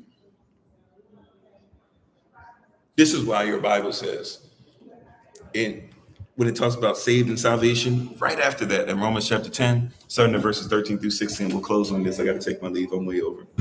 Excuse me for being over you all. Romans chapter 10, verses 13 through 16. It says, anyone who calls upon the authority, the Sham, the name of the Most High, or Jehoshaphat specifically, they shall be saved. But how can one be saved if they do not believe? And how can one believe what they have not heard? And how can one hear what is not being preached? And how can one preach if they're not sent by the Most High? For how beautiful are the feet of those who are followers of the way, who walk in the way. Verse 16, it says, as Isaiah said, is what it says in your King James Version, as Isaiah said, who shall believe our report? I know you don't like this, but some of you ain't allowed to report on this because it's not for you to report. And you don't like it when somebody like me stands up and says, it's not your report to be given. That's what the problem is for many. These 9 areas, you see what it does to people when we talk about these 9 areas, whether you one of us or not, people don't like this. But I'm not looking for you to report. Now, I'm not saying you can't tell me a truth. I'm not telling you can't tell me a fact. I'm not telling you can't give me scripture. I'm not saying you can't be grafted in. But if you graft in, you got to be part of the same tree. That's how grafting something works. If you graft one plant to another, you got to be part of the same plant. You got to be rooted in the same thing. You can't just sit there and say, well, I create oranges as I'm gonna do my orange thing. No, you can't create oranges if you're grafted into us. Because even if we the apple tree and you're the orange that's grafted in, you can't make oranges without the apple. You got to be grafted into the same thing, or else you'll be like a branch that's broken off and withers away. And whatever I have to do, you got to do. Because this ain't about black or white. This is about, at the end of the day, the kingdom. And if you won't do what the king says, then just be okay with being separated. You got your own kingdom. Be okay with it. But if you're going to roll with us, like, look, if I told you, if I go to somebody else's country, man, there's certain things I got to be grafted into. I told you the 2 nicest places I've ever seen in my life as far as how people treat you, Ghana and Ireland. When I go to Ireland, man, they mad. You better not go to Ireland and talk about you're not going to be at somebody's house. And so certain things I grab, if it's something against the Most High, okay. But yeah, grafting to the culture. Learn how they pronounce this. Learn what they mean. Learn what they mean when they call you blue instead of black. Things like that, instead of just getting mad. What we say, no, you in their culture right now. And they might have reason for it. We got to be quiet and listen. Right? But when we come into this culture, these are the 9 areas that people are trying to control. What are we going to do to separate? I'm telling you, I'm giving you the keys. I told you though, I can't do this by myself. So if it ends up where we're supposed to do something and we don't do it because we don't come together, I can't take accountability for that. I can only take accountability for telling you to do it. And if I got to do it for my family and do it for a couple of y'all that are going to do this together. Sorry, that's somebody trying to call me because they're trying to see if we need a cab for the day because they want to make some money, right? But I told you, if I want to do this for my family and stuff like that, I want to do this for us. Right, I'll do it for us. I'd love to do it all together as a diaspora, but I can't force 1,000, 5,000, 10,000, 1 million people, whatever, to do it. Either we're gonna do it together or we're not. But for those of us that are gonna do this together, we got a place to grow food. Come springtime, it's on. We got a place now to start. Years from now, we want to put some houses and stuff there. We can donate stuff specifically there. If you want to just get away, I mean, we ain't got bathrooms and everything set up, but hey, if you want to go somewhere and be on some property and just do what you want to do as much as you want to do it, hey, may the Most High be with you. You see what I'm saying? Like, we're getting to that place, right? We still got to develop it now, but we're getting to a place now to where when it's springtime, it's time to put in work. And we're going to try to double that up and get others and others things. And even if you don't stay there, you can at least stay there long enough to make sure you save your brother so that you can go ahead and get your own land. And you can go ahead and do what other people do, which is make sure that wealth turns into other people's wealth and that a whole diaspora grows. And as you get your stuff, then put right back into the pot so that we keep just putting back and putting out and have an overflow and overflow. This is how this stuff works. But I'm just saying, I can't do. I told you, I tried to do. I kept talking about when we started really blowing up as far as stuff like, or well, when we first started getting a little bit of following in 2018, and in 2019, I was trying to do put everything on my back. I told you at the beginning of 2020, especially really when we got to 2021, right? But 2020, I started like getting real sick and stuff, and I was telling y'all it's too much, and I'm overdoing stuff. And then 2021, I finally had to say, look, if we get it done, we get it done. I'm not supposed to get it done. We supposed to get it done. I can only do what I can do. And that's all of us. That's why we stressed out for real, for real. I'm trying to finish. I promise I am. But that's why we stressed out the way we stressed out. We stressed out because we trying to get it done. Or I'm trying to get it done. You trying to get it done by yourself. You trying to get it done. You trying to do your business stuff. Every business that starts in here, you shouldn't start it without telling us about it. Every book that you write, you shouldn't write it without saying, hey, y'all get ready, the book coming. You hear what I'm saying? Every time that you plant a seed, make sure that somebody knows, even if you're not going to sell it yet. Hey, I'm planting seeds in my apartment. I plan on having enough stuff where I'm not going to be, because even if it's nothing else other than somebody can hold you accountable, at least we can hold each other accountable. But at some point, yeah, we got to start coming together. That's how you break every chain. It's nice to sing it. I love the song. But you don't break them without help. If you chained up, somebody got to bring a key. I know there's some Samsons out there, but a lot of us ain't going to just, it's nice in the movies where you get that Morpheus. That's what they be doing. That looked nice. But somebody gonna have to come with a key. Somebody gonna have to come with some clip, or whatever you call them things, forget me. Right? Somebody had to come with something. You can't break it off yourself. All right, family. Y'all know me. I'm gonna keep on talking. Love y'all. I'm way over time. This is our last day over here, and I still got a little bit of work to do. I will see y'all tonight. Kofi_42 on TikTok. See you on YouTube. Thank you for being on today on the podcast. Facebook, TikTok, YouTube. Appreciate y'all. I'm gonna go ahead and take my leave. I'll see you guys 8 p.m. Eastern New York time. We gotta go. Love y'all very much. Pray for us if you don't see us tonight or tomorrow for some reason. Pray for us as we are on the road. We thank you guys. We appreciate you. We honor you. We look forward to talking to you guys again soon. Once again, sorry to everybody for going and being overtime. Seriously, overtime. I didn't realize how much overtime until about a couple minutes ago. I got it. But thank y'all. Appreciate you. And we're going to go ahead and get ready to go. So we won't do shout out, anything like that. And we'll see you guys tonight. Y'all take care. And as always, we give our honor and praise to the Most High. We give our praise and honor to Him for my wife, the Honorable Maya, who lives a life to able to be honored. You can check her out on TikTok, YouTube, her website, and Pinterest at Bloom and Flourish. Not A&D, the letter N, Bloom and Flourish. She is a healer, herbalist, chemist, biologist by degree. Thank you guys for being on again. We appreciate you as always. This has been Pastor Kofi. Pastor Service to Christ, where we are always changing lives one mind at a time, but being the voice of the voiceless and speaking the unspoken until we have the great privilege, opportunity, responsibility of being in front of you all again. Please remember, as always, that you are loved, you are necessary, you are majestic, you are fearfully and wonderfully made in you, which is all of us working together. Will be the reason why people who are in this system no longer have to be in it. Shalom, family. Take care. Peace. Oh, you have to go now when you get a chance.